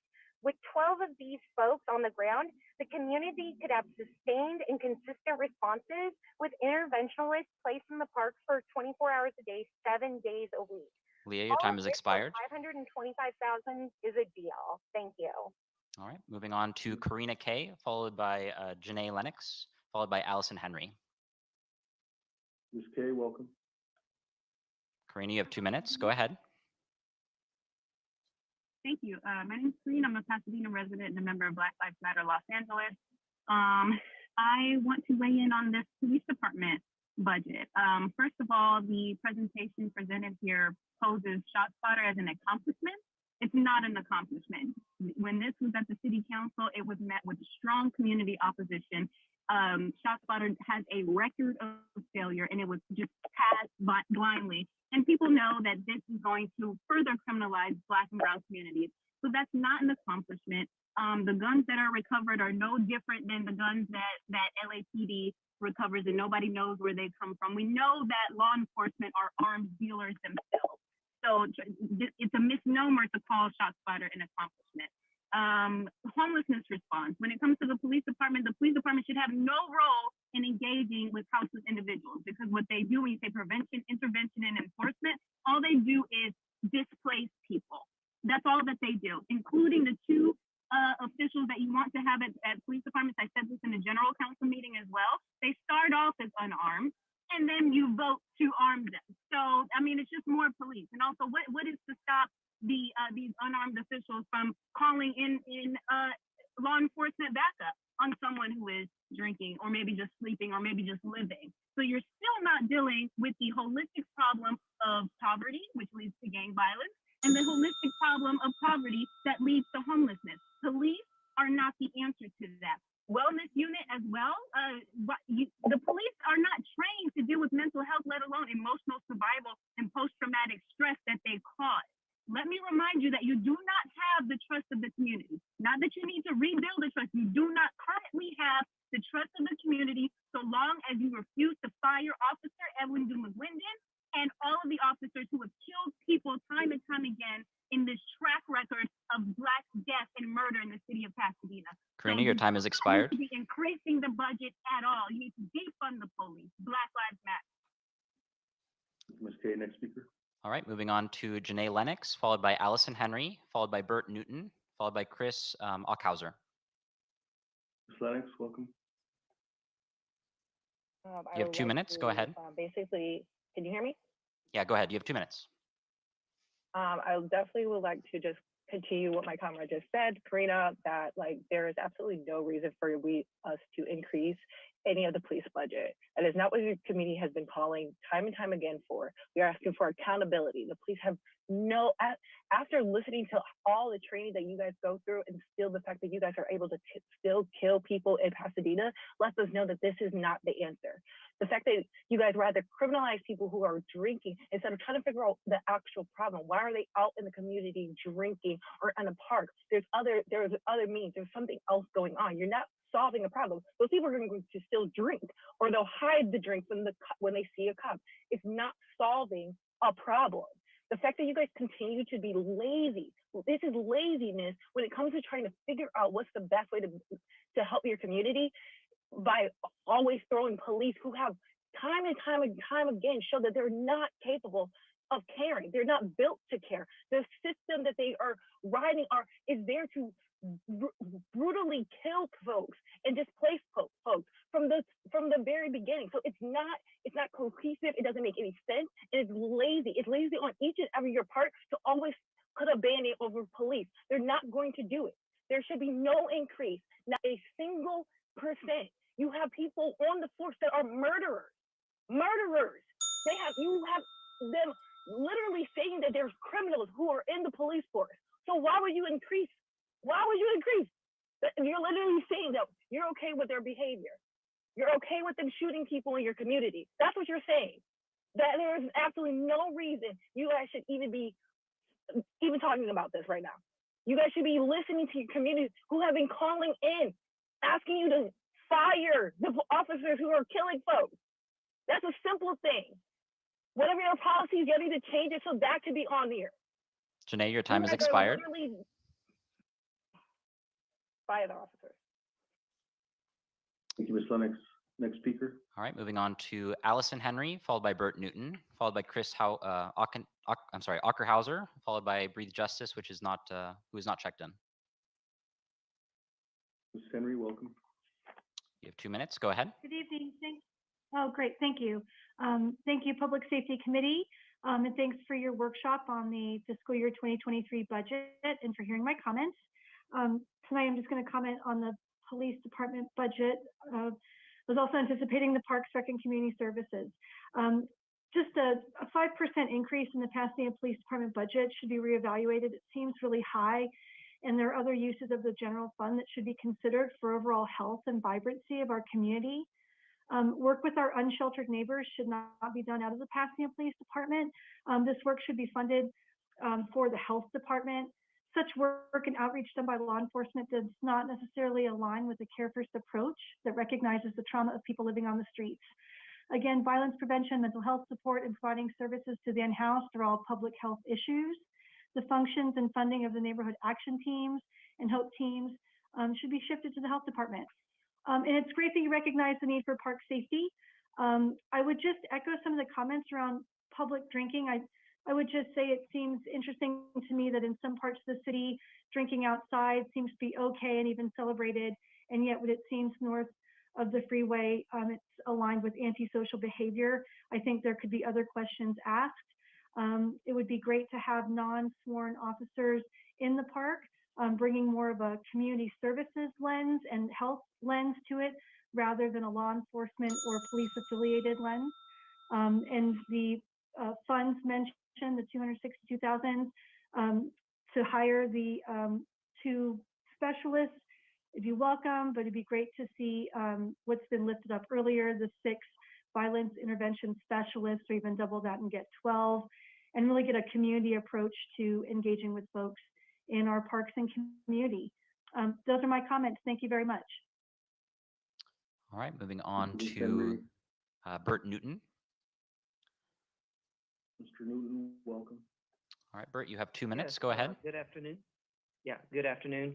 I spent 15 years working in a program serving people in Pasadena with severe mental illness who had ended up on the streets or incarcerated. I want to support the idea of reallocating funds from the police department to a non-police 24/7 response program that takes calls through 911 for people who are experiencing mental health crises. Right now, PORT responds when they are contacted only during their working hours and not through 911. There are other mental health providers in Pasadena, such as Pacific Clinics, that respond only to people that are their clients, people who have completed an intake with them, and those calls have to come from someone who knows the on-call phone number for that agency. Most people who might want to call for help won't know that number and will just call 911, which prompts a police response. A lot of 911 calls received by the police department are for people experiencing a mental health crisis. The police are not adequately trained or equipped to handle these situations. We need a 24/7 non-police 911 response program such as Cahoots, or maybe an expanded PORT program. Such programs would save a lot of money because those personnel tend to be paid significantly less than police officers. And Cahoots workers are very well trained to handle these situations. Thank you. All right, moving on to Mayor. Moving on to Chris Ockerhauser, followed by Breathe Justice, who is not checked in, followed by Brittany Pollock, followed by Julia R. Ms. Ockerhauser, welcome. Go ahead, Chris. You have 2 minutes. Go ahead. Yes. All right. Thank you. Good evening. The police department is recommended to receive 92% of its funds from the city's general fund, a taxpayer-funded entity, at the expense of other city services which are badly underfunded. For example, the public health department, which has been non-funded by the city during most of the pandemic. PPD is left to decide how they wish to spend these valuable dollars without rigorous accountability for their effectiveness and need. The public needs to know how PPD spends these generous taxpayers' monies and what we get for it. Is crime being reduced? Are inevitably rising personnel costs enabling a safer city for all residents? As Pasadena's police department rises to nearly $100 million projected for 2023 with a 5.6 budget increase, it's wise to recall journalist Joe Matthews' cautionary tale, how California police unions are looting city halls. With the arrival of a new chief of police and a new city manager with a new 3-year memo of understanding and requests in that for increased benefits between the city and the police union, which is curiously unavailable, the memo, yet, although nearly a year overdue, now is the opportune time to have an independent audit of the police department done. I do not recall PPD having an audit in the 19 years I've lived in Pasadena. General fund monies are precious for all sorts of city services. Now is the time for serious accountability and transparency. Thank you. Thank you, Ms. Okerhauser. Next speaker. So we're going to move on to Breathe Justice, followed by Brittany Pollock, followed by Julia R., followed by Sonia Burned. All right. Justice, welcome. Thank you. You have 2 minutes. Go ahead. Our members urge you to modify PPD's operating budget before adopting it due to crucial issues that can no longer be ignored. 1, move the funding and function of the HOPE and NAT teams from PPD to the Public Health Department.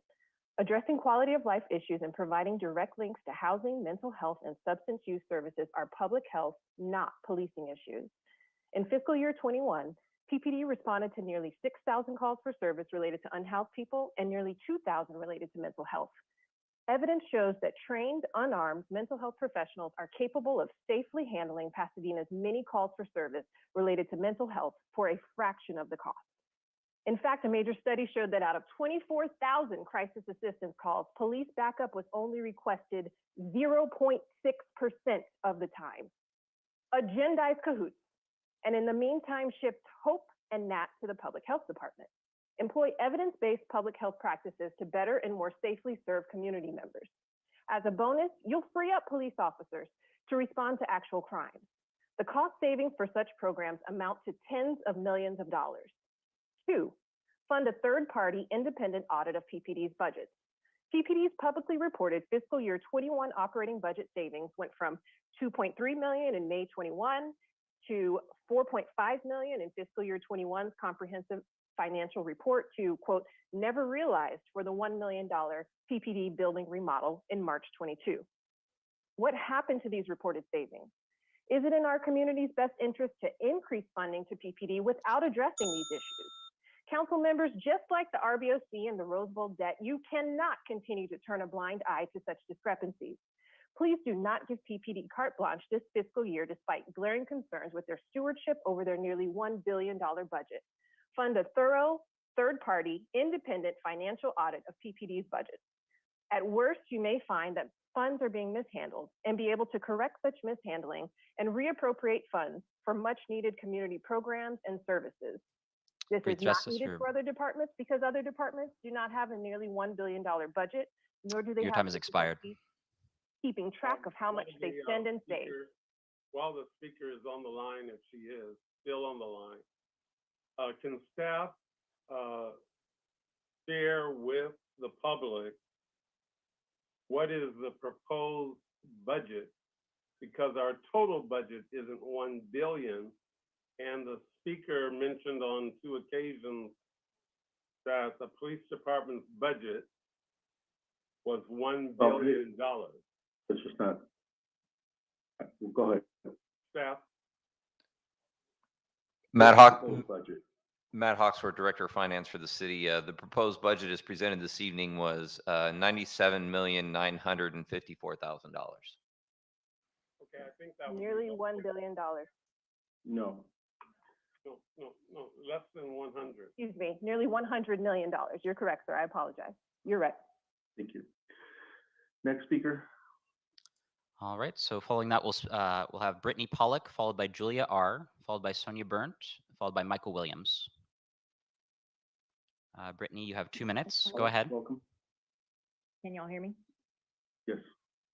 It's actually hilarious to listen to this conversation that you all are trying to downplay $100 million like that isn't a lot of money. We need to defund the police. How on earth can you justify $97.9 million? I have your budget in front of me.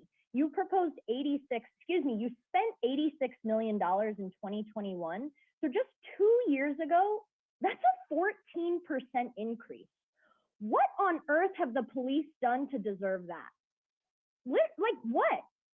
In 2020, after the largest social movement in history, the Black Lives Matter movement, that movement was nominated for a Nobel Peace Prize. Do you think that that means nothing?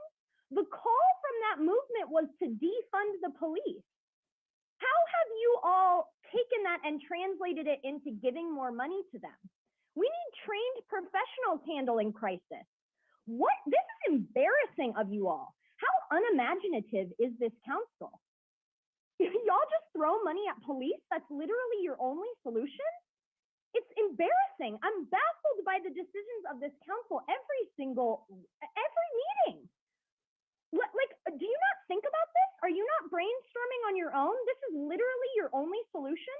People are drinking in the park, so let's send officers there who the public doesn't trust?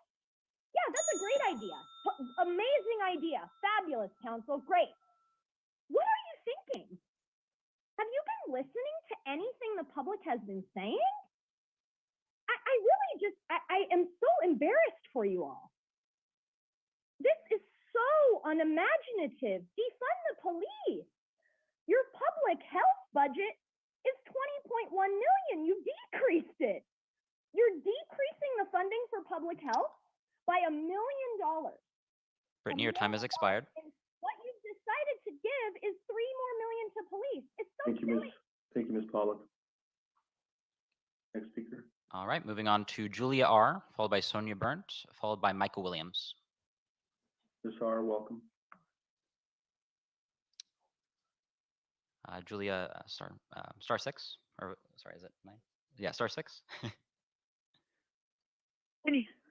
right, you have 2 minutes. Go ahead. Yeah, go ahead. So I'm a teacher, and no one knows how much money shows what you value than teachers. We have been defunded for years and years and years, and it is appalling that you guys would kind of just shake off almost $100 million. Like I just don't know what other information as the public that we can give you, other than it's not working. So why would you put more money into something that's not working just to cover it up? It is, I agree, it's the laziest solution.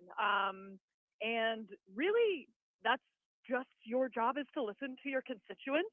I agree with the location part of it. Why would you send cops to go deal with people drinking in a park? Is that really you guys spent like 30 minutes talking about drinking in the park.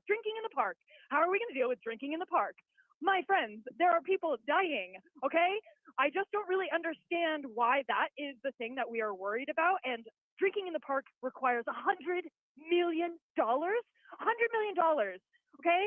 You're continuing to take resources away from your constituents, continuing to just siphon off so much money, and you're going to throw it into something that's already not working. It's just so baffling. I'm really continually disappointed in the rhetoric from this city council, in you let us have public comment, but like you don't obviously seem to listen to any of the ideas. You have people calling in. As a teacher, it is my desire to have people engaged with my class. You have citizens who are engaged, constituents who are engaged with you. Do you know how difficult that is? We are trying to reach you. Speaker, your time has expired. We're trying to reach you. Defund the police. That is an absurd amount of money. Absurd. Thank you, ma'am. Next speaker. Moving on to Sonia Burnt, followed by Michael Williams. Sonia, you have 2 minutes. welcome. Go ahead. Afternoon. The Neighborhood Action Teams and the HOPE team are currently teamed within PPD that address quality of life issues and, quote, provide direct links to housing, mental health, and substance use services, unquote. Those are public health issues, not policing issues. PPD's own statistics for fiscal year 2021 show that PPD responded to over 5,700 calls for service related to unhoused people and nearly 2,000 calls for service related to mental health. We need experienced mental health responders and social workers, not police officers for these calls, and our police department needs to focus on responding to actual crimes. Shift the functions and funding of the NUT and HOPE teams to our public health department. Second, the city needs to finance a third-party independent audit of PPD's budget. During budget hearings last May, PPD reported publicly that it had $2.3 million in operating budget savings. The council approved PPD's request to use the $2.3 million excess general fund funding to remodel PPD's building and to replace its mobile command center. Significantly, the city's fiscal year 2021 annual comprehensive financial report, which was filed in February 2022, noted over $4.5 million of savings in the PPD's general fund expenditures as compared to budget. But the very next month, at staff's request, the city council unappropriated the $1 million in general fund appropriations for the remodel because the fiscal year 2021 PPD operating budget savings, quote, were never realized after all. These facts cry out for an audit of PPD's fiscal year 2021 and 2022 operating budget. It appears that PPD cannot keep track of all the funding it receives from our general fund. Thank you. Thank you, Ms. Burt. Next speaker. Moving on to Michael Williams, and he will be our final speaker. Williams, welcome. All right, Michael, you have 2 minutes. Go ahead. I'm going to preface this with don't cut me off because you think that I'm off topic. Wait until you actually know I'm off topic before you say anything. Today, it was just released that in the Anthony McClain case, that there's missing footage from that day. That, coupled with multiple instances of inconsistencies, unknowns about how the gun was recovered, unknowns about why even Anthony McClain was stopped, shows why the police department should not be receiving an increase in funding at all. When you cannot even promise the community that you can hold your police department accountable, what gives them the right to now start moving into the park? Why are you giving more responsibility to people who haven't proven that they can hold the responsibility that they have now? It is ridiculous. Also, a couple of months ago, after multiple shootings in the community, there was a town hall meeting set up by John Kennedy, attended by Mayor Victor Gordo and two people who are no longer staff. And in that meeting, where many people were present from the community in District 3, everyone consensusly agreed that we cannot police our way out of the issues that are happening in Pasadena. Yet this budget shows that that's exactly what you're trying to do. You are exactly trying to police your way out of the issues in Pasadena. Just your language alone proves that. You're talking about trying to put police officers for people drinking in the park or trying to find warrants on people. That sounds like you're trying to criminalize people. Michael, your time has The expired. language and wording changes, please. Fire the officers that killed Anthony McClain. Defund the Pasadena police. Thank you, Mr. Williams. Next speaker. That concludes public comment for tonight. Mayor, may yes. if I see there are hands up from council members, I'd be glad to wait, Mayor. Okay. Mr. Kennedy. Mayor, I would like to hear what interim city manager has to say before I ask my question. Okay. Cynthia, you're up.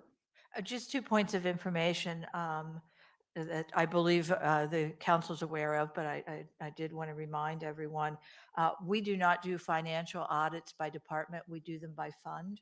And we do them annually, and the general fund allocations to every department are audited annually, as well as other fund sources. And the HOPE team is not just police officers. It is sent when there's a concern that it might be an unsafe condition that the HOPE team is going into, but a Department of Mental Health, County Department of Mental Health person, as well as a nurse, is assigned to the HOPE team and is on every call. The officer is there to make sure that everyone is secure in the event that there's some incident that occurs related to the call. The interaction really occurs between the health professionals and the client, the person that they're visiting. Correct. Thank you. Mr. Kennedy? Earlier in the presentation, there was the term game changer bantered in a very serious way. And so I took it very seriously because professionals and my colleagues use that term vis-a-vis shot spotter. So I'd ask the interim police chief if he would, just for the record, share just 3 aspects of shot spotter, and you know that I did not support it in its last iteration, but I had brought it to the Public Safety Committee when I chaired the committee, and staff had told me by presentation and empirical data that it was not a good thing to do. So for the record and for the community, particularly the speakers who are apparently not supportive, just give us 3 areas, just 3, where the use of shot spotters is a game changer. The first area is that ShotSpotter has produced 80% more incidents of gunfire that alerted the police department to his existence. It also allows the police to respond to the gunfire incidents more rapidly. And finally, the ShotSpotter system is able to allow officers to pinpoint exactly where gunfire exists in our community. Okay. And then on the same topic, it is your professional view and opinion that the implementation of ShotSpotter for our community, for the police department, is a net plus, meaning we're actually gaining value by the use of the technology in our community. That is correct. It could be a deterrence when people know we're using it, but it also allows the police to get to gunfire incidents more rapidly. Okay. And then finally on ShotSpotter, I think we need at least 6 months, maybe a year of data. And will you be bringing back a comprehensive report, you or a colleague, about the utility of ShotSpotter in our community? Yes, sir. Anything that you request, we can make happen. And also just wanted to touch base that the technology gets police to victims quicker. And if a victim is suffering from a gunshot wound, that we can tend to their aid or get them to the medical aid as necessary. Thank you. And then several of the speakers gave us a possibility, which we are not unaware of in our own right, of moving the HOPE team, NAT team, and I think there's one other team. Someone help me. We have the port team, which is set the budget-wise, it's centered with the fire department, but it is a multidisciplined team as well. That's the other team that I was thinking about. City manager, I think we don't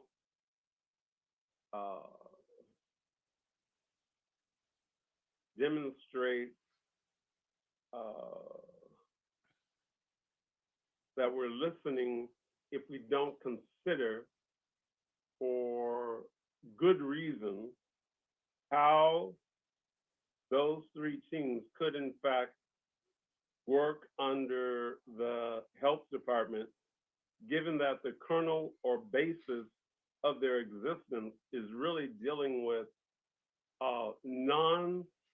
oftentimes non-law enforcement and heavily mental stability, mental health issues. So I'd like to know, is there any thought by you and your team to at least analyze placing those three entities under the health department? I understand the caveat, and I think all of my colleagues and those listening understand as well that there are oftentimes mental health crises that exist where someone is violent. In those cases, if these teams were under health department, there'd be obviously a level of coordination. But back to the original question, would you at least consider analyzing the placement of all three under the health department? First, I need to correct information I just stated. The finance director just reminded me the port team is already funded in the health department. In fact, back funding a grant that has now expired, and an enhancement that we're recommending for public health is to continue the port team there. The fire department does pay for the fire paramedic that accompanies that team. So that part of the HOPE team is budgeted in the fire department. As to moving the money around, yes, we will consider that. We will look at that. I would say, though, that having a police officer on the HOPE team is important. It's funded in police because it was initiated by Chief Barney Malikian. It was his idea. He brought it to the council, and we were, as you heard when we heard from County Mental Health, we were the first city to implement such a multidisciplinary team to try to assist people that were in stress on the streets. Moving the money to a different department wouldn't change the need to have an officer involved in that team, because the types of calls it responds to require that someone is there to make sure that the nurse and the county public health person are safe. And I would even question if county health would participate should we withdraw our officer on that. I would have to check. That's something, but we can look at moving the money. I'm sorry, I'm going too far. There has been no request by this council member to remove PPD's involvement. There's been no request by this council member to simply look at moving one chair to another box on a platform. The question is utility, the question is efficacy, and the question is, if we're dealing with mental health, does it make more sense to house the function under the health department? And nowhere have I mentioned moving police officers' involvement. That would, depending on what the call was, could jeopardize our staff and the staff of the other agencies participating. We will certainly look at that. I will simply remind the committee that the Public Health Department does not cover mental health services. That is fully from the county. The state separates those two parts of public health, a problem, as we all acknowledge, but we will certainly look at whether moving the dollars and keeping the service would in any way jeopardize the level of the service that we have today. The mayor just recently John, may I invited, ask a follow-up on that? I want to make this statement about Sure, the go mayor ahead. first. The mayor just recently invited the head of county mental health to speak before the council, to really educate the council, to make sure that we as a city are being as effective as possible, given the fact that we don't classically deal with mental health under the health department. But the mayor said on the record that that's something that we need to at least consider. Not that we would do it, but we need to at least consider it. And since the mayor is here, he can speak for himself. Well, I appreciate that. Thank you. Say, give me back that quote that I said. What? Oh, no. I mean, we're just having a discussion. Yeah, yeah, okay. Dr. Sharon or something like that? Yeah, no, I think that was a slightly different issue that I was raising, but certainly, the issue of assisting people who are afflicted with mental health falls into your point. Not to say that I agree with your point. The issue was outpatient services and whether we in Pasadena are receiving sufficient mental health services from LA County Mental Health. That's a $3 billion a year department, LA County Mental Health, $3 billion. And, upwards of $60 million are services that are provided or made available within Pasadena, not exclusively Pasadena. And that's what we learned from that presentation, and whether those services are integrated sufficiently. A little bit different problem, issue broader in scope. In some cases, and more focused on mental health in other cases. But Mr. Kennedy, I'd be concerned, or maybe not concerned, but the question of moving dysfunction to the police department, out of the police department. One, I think, one would have to look at the legal implications of whether or not we can do that, whether having non-law enforcement officers supervise law enforcement sworn personnel is one, practical, two, legal, and whether it makes sense. And Victor, Mayor, I'm not two, suggesting that. I'm not yeah. suggesting that. Well, I'm that's saying keep our team, Mayor. I'm saying keep our team, our sworn right. Personnel, a part of the team for the obvious safety reasons. Not that we would have none. Yeah. I'm not suggesting that at all. Well, and so one, and then two,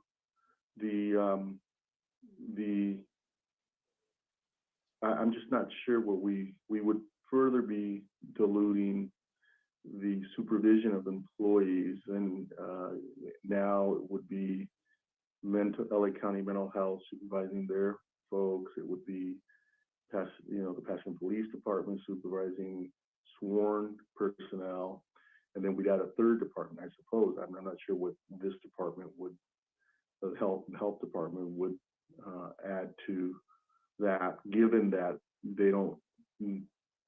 Mental health services for the most part are carved out of our health department. Now, there may come a time, Mr. Kennedy, when if I could wave the wand, we would have more of a say, and that's what that discussion was about with Dr. Sharon. More services for mental health, including outpatient services, and more oversight and more, maybe even authority over how mental health services paid for by the county might be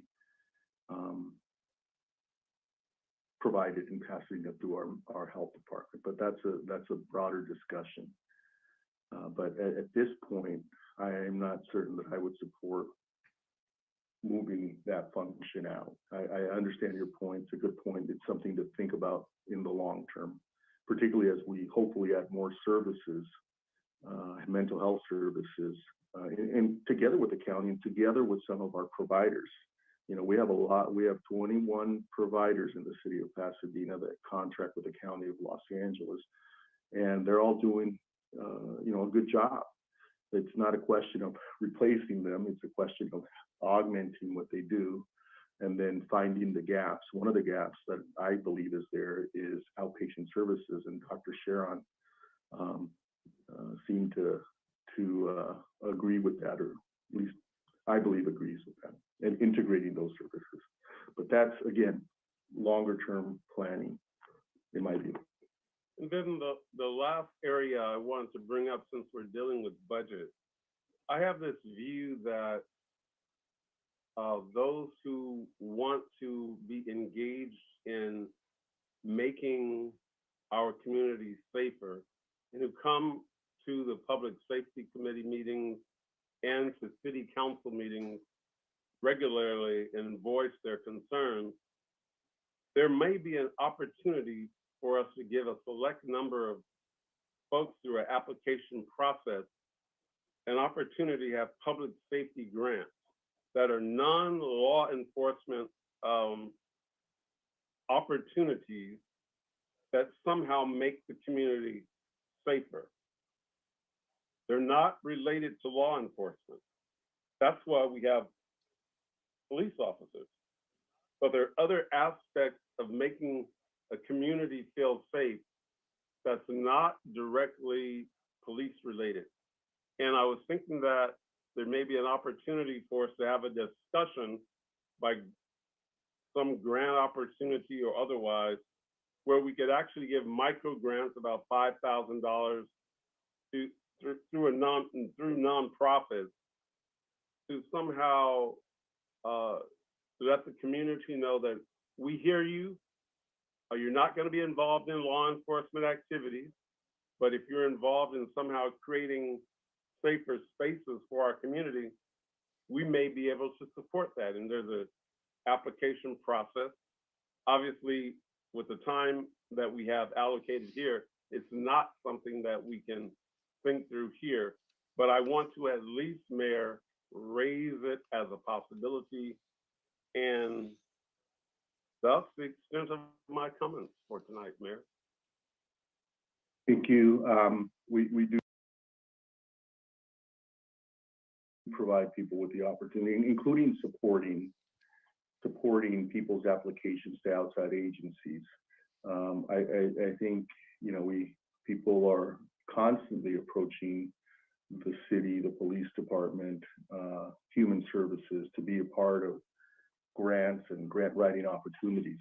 I would caution us against, that's a slippery slope. Just because you come to a council meeting and participate in the discussion does not mean, in my view, that the qualifications are there, the capacity to serve is there, that all of the issues that we would look to before we start handing out taxpayer dollars, all of those ingredients. I don't know where the dollars would come from, Mayor. I want to be clear about that. Haven't thought that through. That's one quick point. And the second point is, I agree with you through CDBG and other application process, nonprofits come to us and ask us to participate in one way or another by letter or other means. And thirdly, I would agree with you as it relates to folks who come to council. What I'm trying to get at is, how do we make the community safer without law enforcement? When we have law enforcement to do their job and they do it well, then we have the community saying we can assist in the process, and by design, can we figure out a way to involve them more? And as I said earlier, Mayor, we're not going to solve anything, but at least allow me to put it on the floor for consideration. That's all. Maybe when we come back, a report or in follow-up, a follow-up memo, we can talk about what nonprofits we support, what programs we have also, and that'll be a good launching point for that discussion. That may be, Mr. Kennedy, outside of this budget and maybe a longer term discussion. Okay. Okay, I'm all right. Okay. Thank you, Mayor. Thank you. Mr. Hampton? Mayor, I agree with that last statement about, and I've asked this as well. What are all the things that we support, all the nonprofits we support, all the dollars put together and bring that to a public safety committee? It may be a lot of work, and that's the reason why we haven't seen it yet. But hopefully the finance department and city manager are working with the departments to put something similar to that together. And then, if there's something that we can augment or add to it, I'm with Councilmember Kennedy when it comes to, can we engage our community in another way? I mean, there are a lot of people that are, very engaged in these discussions, and, rightfully so. I mean, they've seen things, they've heard things. They're family members to those that have been, family members' lives have been taken at the hands of public employees or even their own community members. So there's a lot of trauma out there, and I understand every single public comment.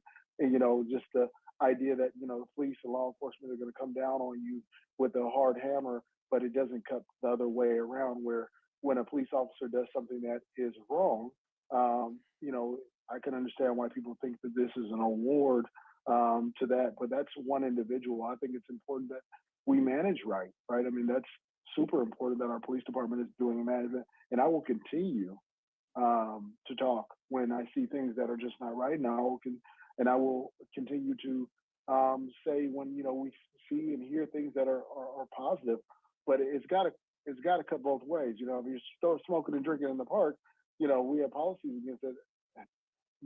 There's a citation that comes along with it. If you shoot somebody in the back when they're running, we should really look into that. If cameras are not working in the parks, as one of the public commenters mentioned, why is there no more footage found after that time? And there's holes where there is there's been a Band-Aid that was there for a long time, but it's a Band-Aid where a stitch needs to be. Right, we're putting Band-Aids on top of stitches. I mean, on areas cuts that have been so deep that they're still bleeding. And accountability is key, and I'm going to continue to speak on that.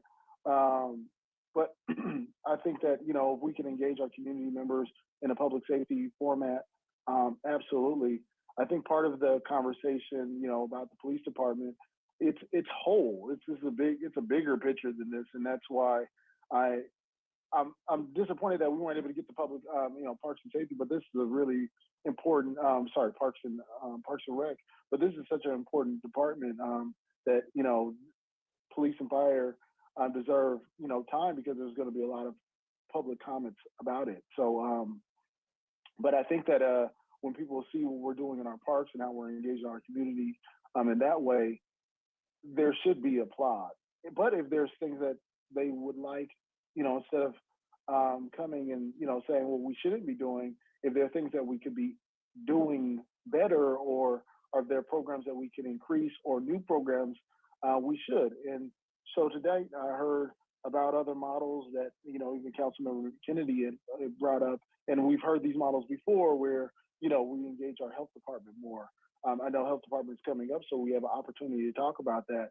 Our port teams, go home at a certain time. We thought about ports after dark. I don't know, maybe that's part of the presentation that the fire department is going to be bringing up. The same thing with our Hope team. Our Hope team stops at what time, Chief? Does it end? 7 o'clock, one team, and 6 o'clock, the other team.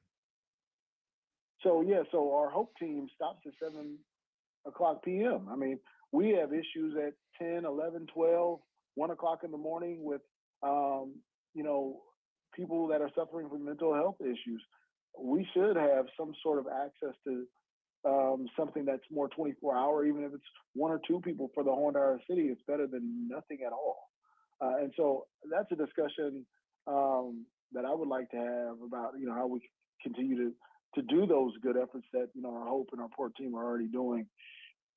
And then, and thank you for the clarification on the Hope team to the city manager about, you know, that there's a mental health expert that is accompanied with one of our police officers. I think that's important that people understand that, and that's not the police coming to give citations and arrest people. So that clarification was great. And then to the city managers, you know, which there were at least 3 public speakers that talked about a police department audit. And this is not the first time we've heard this as well. And I understand that we don't audit by department, we audit by fund. But just because we don't do it doesn't mean that we can't do it, unless there's something that prohibits us from doing that. And if there is something that prohibits us from doing that legally, then I would love for that conversation to come from our city attorney's office and let us all understand. But if we can do it, then I don't see why we don't do it. We could certainly pull the general fund budget out of the police department, look at that separately. But I mean, the financial audit that looks for whether or not there's some expenditures that weren't allowed or money was misplaced or something. I think maybe what the speakers were getting to, and some emails that I've actually received from some of the speakers after I spoke, is that they were really looking more at whether the police is spending within their line items and they're spending for the purposes that they were budgeted. And I think it's worth finance director and I putting something together and coming back. But I mean, expenditures, the police department and any department has expenditure limits on what they can purchase. Most of what they're purchasing comes to the city manager's office to be signed off on by either Nick Rodriguez or myself.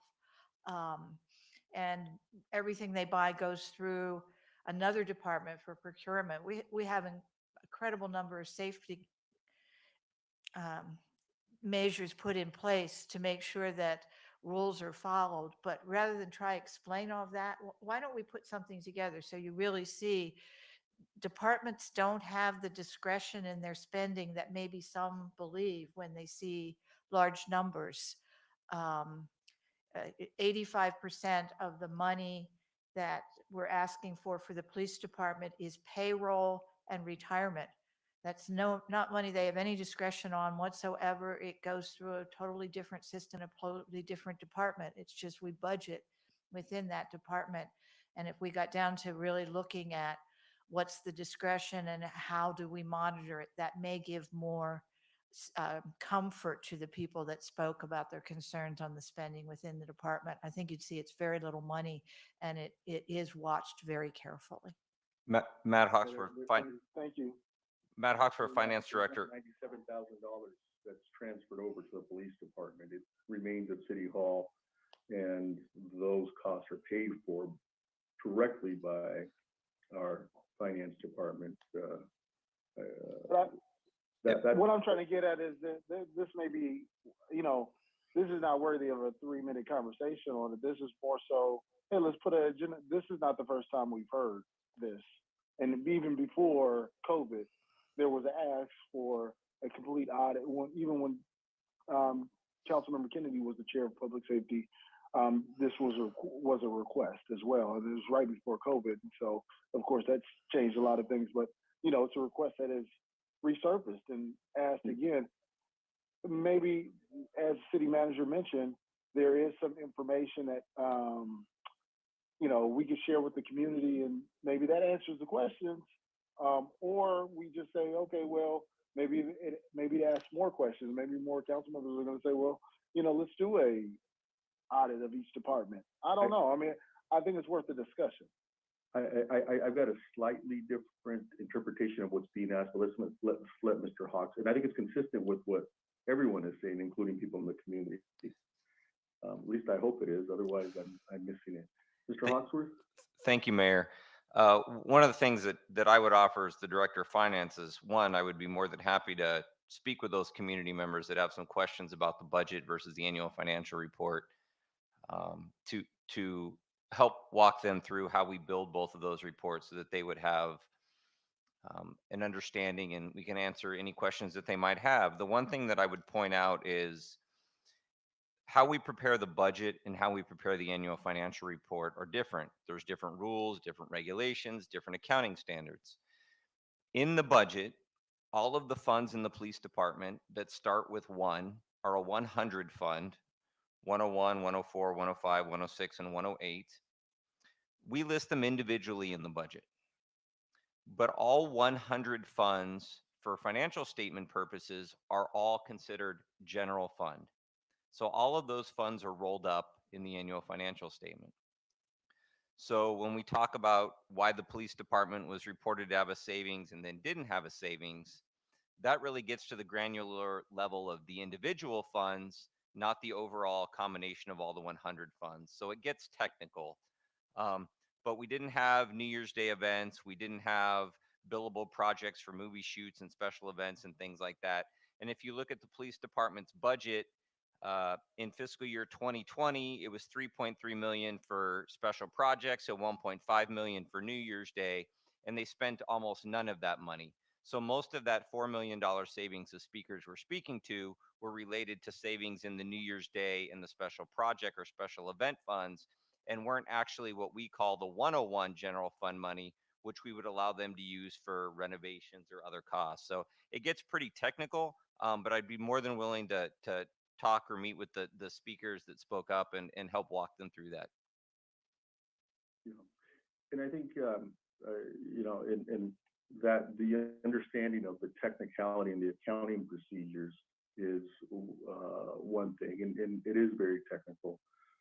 I've spent quite a bit of time on budgets, but I think what some may be driving at, and I've certainly supported it in the past, and I would support it, is looking at, it's not necessarily a budget audit. We should be doing that. We should be making sure, and I believe that what Mr. Hawksworth and the city manager are saying is that our accountants and our auditors are doing that, but we should certainly double check for purposes of,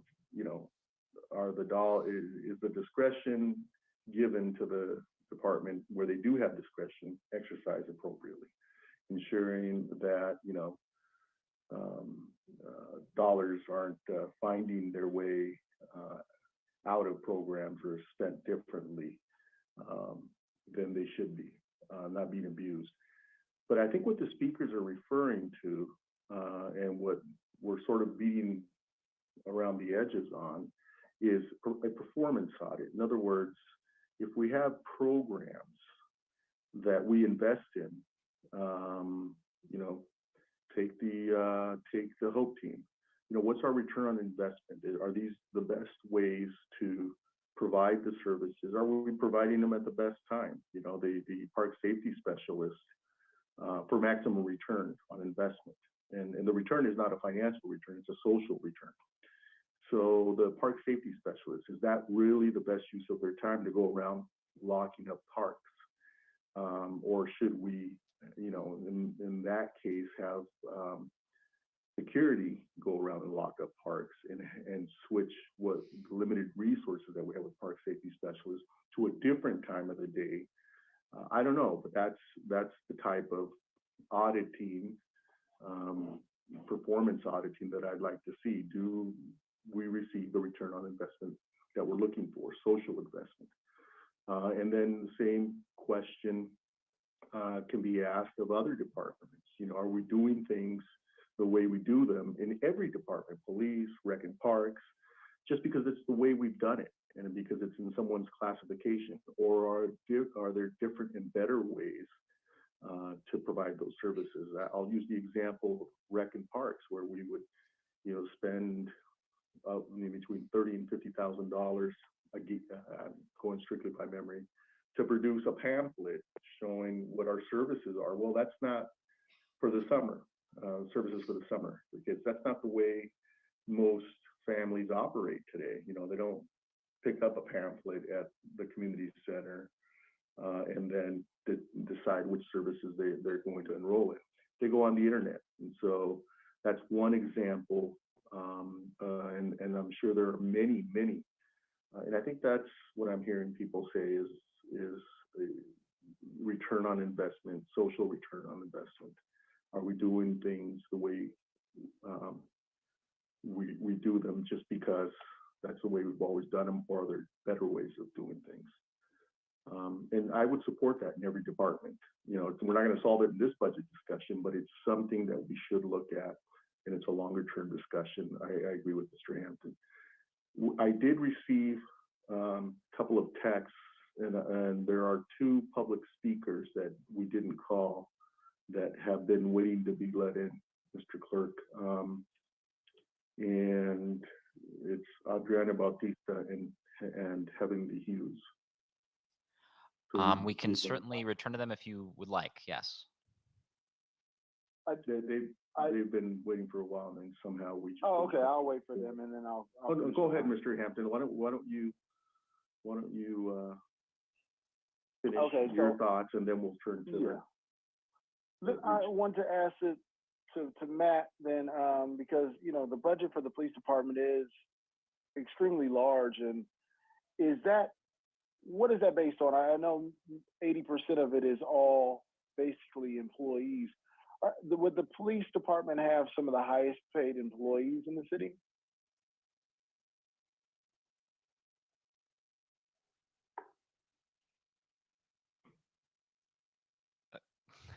Hello, Matt. Yeah, sorry. They would certainly have some of them. Water and power, fire department. There's a number of departments. I'm sure all of you have seen some of the reports that nonprofits gather and present on. Are there more employees that are because a police officer's job is not, it's not pennies. This is not, a job that, across the nation, in the state of California, anywhere, right? I mean, what is the starting salary of a police officer? Let me just ask that question.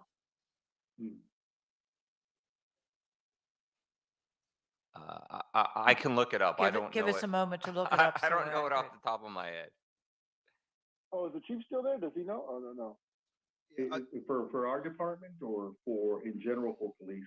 The average for our salary department, but okay. I mean, our department is, we're not the highest paid department, right? No. So we're the average. Chief, I think that Kim knows if. I think this is the reason I'm asking these questions, is because I think it's really important when people see the budget and they say, "Oh my gosh, we're giving this high amount of money to the police department," that they understand that we have X amount of police officers. The average police officer gets paid this amount. Then we have overtime on top of that. Mm-hmm. And if we had more officers, there would be fewer overtime. There would be less. There potentially could be less overtime. But of course, there's that balance where, you have community members who are like, well, I don't want any more officers. Well, we haven't hired any more officers, and we understand and hear that. And so that's when you get into the technology conversation. It's like, okay, so if we employ this type of technology, could this be a cost savings to the department? If we didn't have some of these technologies in place, this department could be upwards of $150 million. I'm just saying that's not what we would probably we'd have to figure out these type of technologies and different things. But what I'm trying to get at is, I think people look at it as and I think there's this also this perception from people that there's thousands of police officers, and that's not the case. And they're all in one area, because I mean there are high propensity areas, right, that that have things that go on regularly at, right? Old Pasadena being one of them, right? other areas, right? I could sit in those areas. We don't have, it's not like we have thousands of officers just sitting around in one area all day long. The city of Pasadena is massive. I mean, it's a big city, right? I mean, to get from West Pasadena to East Pasadena is a 35-minute drive on the streets. I'm only mentioning these things and not to just go down this monologue of things, but I think it is important that people understand what the base salary of a police officer is, what we're paying in base salary, and also what we're paying in overtime. And I think another follow-up that would be important is, all these officers are not on duty at the same time. Right. 24/7 operation. And I think people would be stunned to hear what the average number of officers, I know they were stunned when I talked about it, and the average number of police officers on duty at any given time. And Chief, if you're prepared to talk about that or revisit that number based on staffing, the average number of police officers on duty at any given time is far lower than most people would imagine. Correct. It fluctuates during the course of the day with all our detectives here and our motorcycle officers. We may have 51 officers in the field at one time, but when I was a patrol sergeant, our staffing levels remained that this is years ago, but still contemporary, that sometimes we would deploy with 9 officers at 1 in the morning, 2 in the morning. Maybe we'd hire 1 or 2 officers for overtime, and depending on the calls for service, time of day.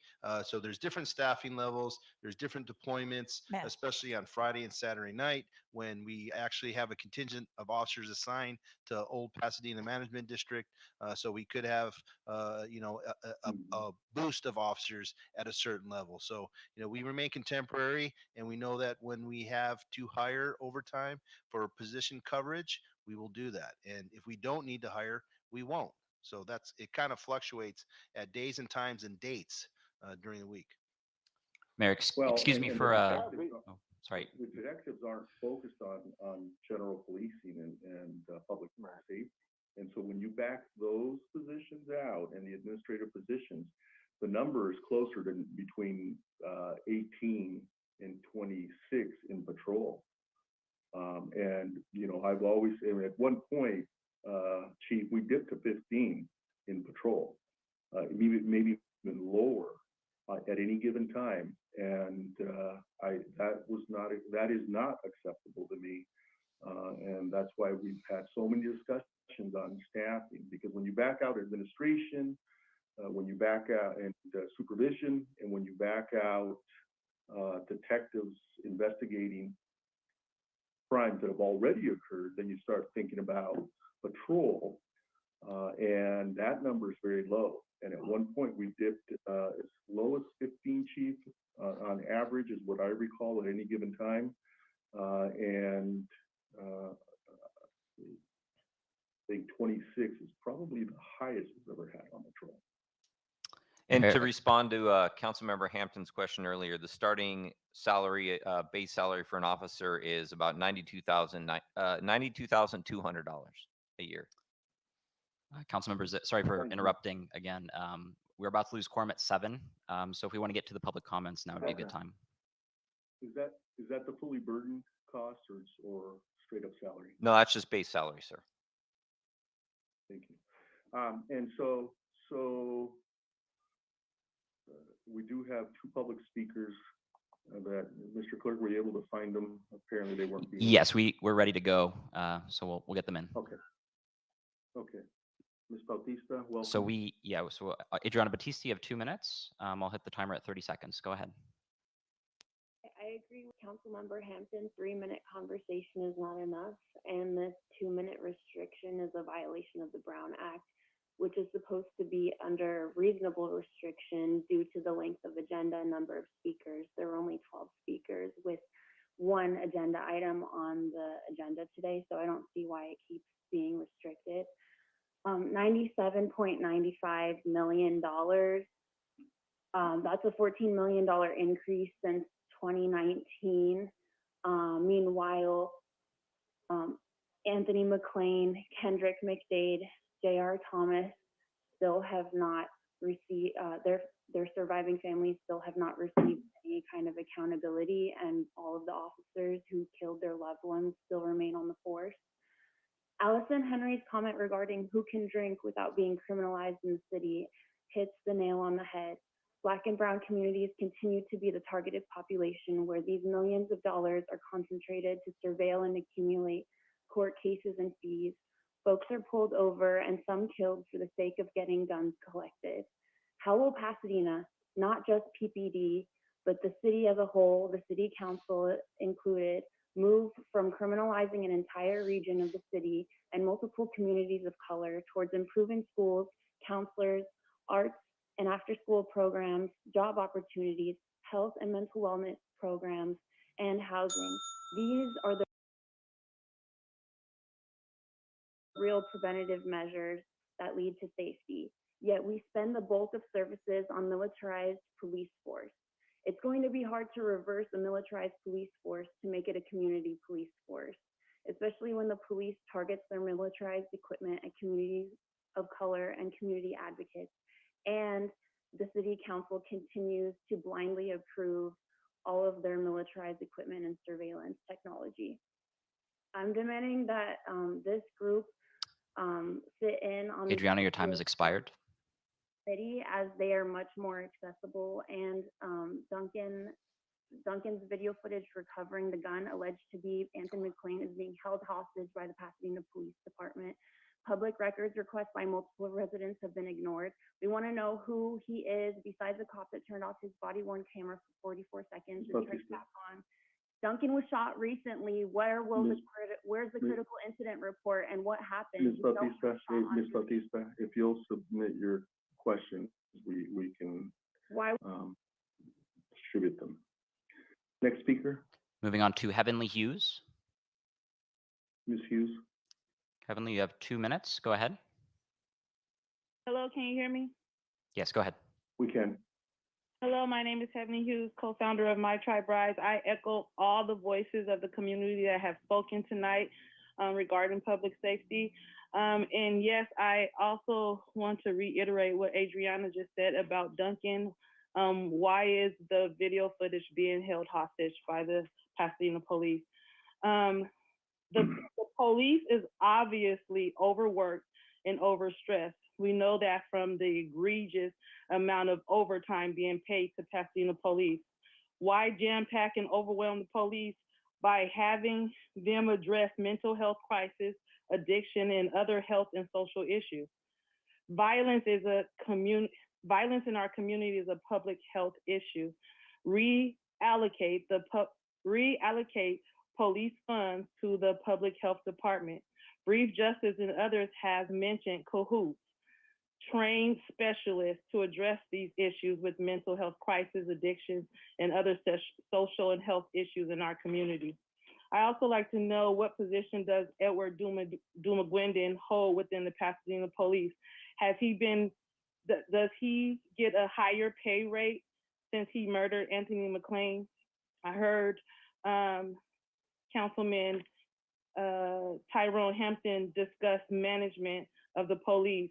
The only way to manage the police is to tender disciplinary action and police accountability. Have the administrative of the murder of Anthony McLean been put in place? We haven't heard anything back about that. Cynthia Kurt said that by the end of last month that the administrative review should be completed. I hear a lot of reaching, I mean major reaching to praise ShotSpotter technology. Yet out of the 33 alerts by ShotSpotter, Heavenly, your time has expired. Has the police arrest anyone? Has any suspects been caught due to ShotSpotter? The police continue to ask for tens of millions of dollars, yet I hear mothers pleading for their cases to be solved. How many cases have the past? Thank you, Ms. Hughes.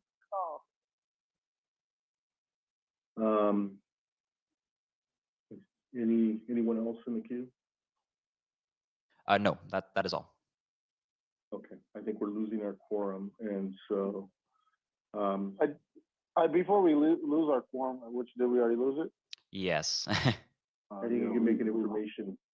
Oh yeah, okay. For information to the city manager, the officer that was brought up today for the body worn camera footage. Is there footage? If there is footage, will that footage be released? And then my other question is, well, not will it be released? It should be released. And then my other question is, the footage of the La Pintoresca Library where the gun was found. How did it sounds like there's no footage after the fact. And I've asked for this before, you know, and so where's the footage for that as well? And was there a malfunction with I mean, let me know. There's just not been any information I about thought you were going to ask for follow-up related to the budget. Yeah, sorry. If you Sorry, follow-up. Okay. Those are my follow-ups related to the public comments today. Okay. Okay, I think we've lost our quorum, and I think we've finished with this subject for now. There's some follow-up that comes back, and then we will proceed with the other departments. Thank you, Mayor. Great, thank you, everyone. Thank you, everybody. Have a good night. Have a good night. Good night.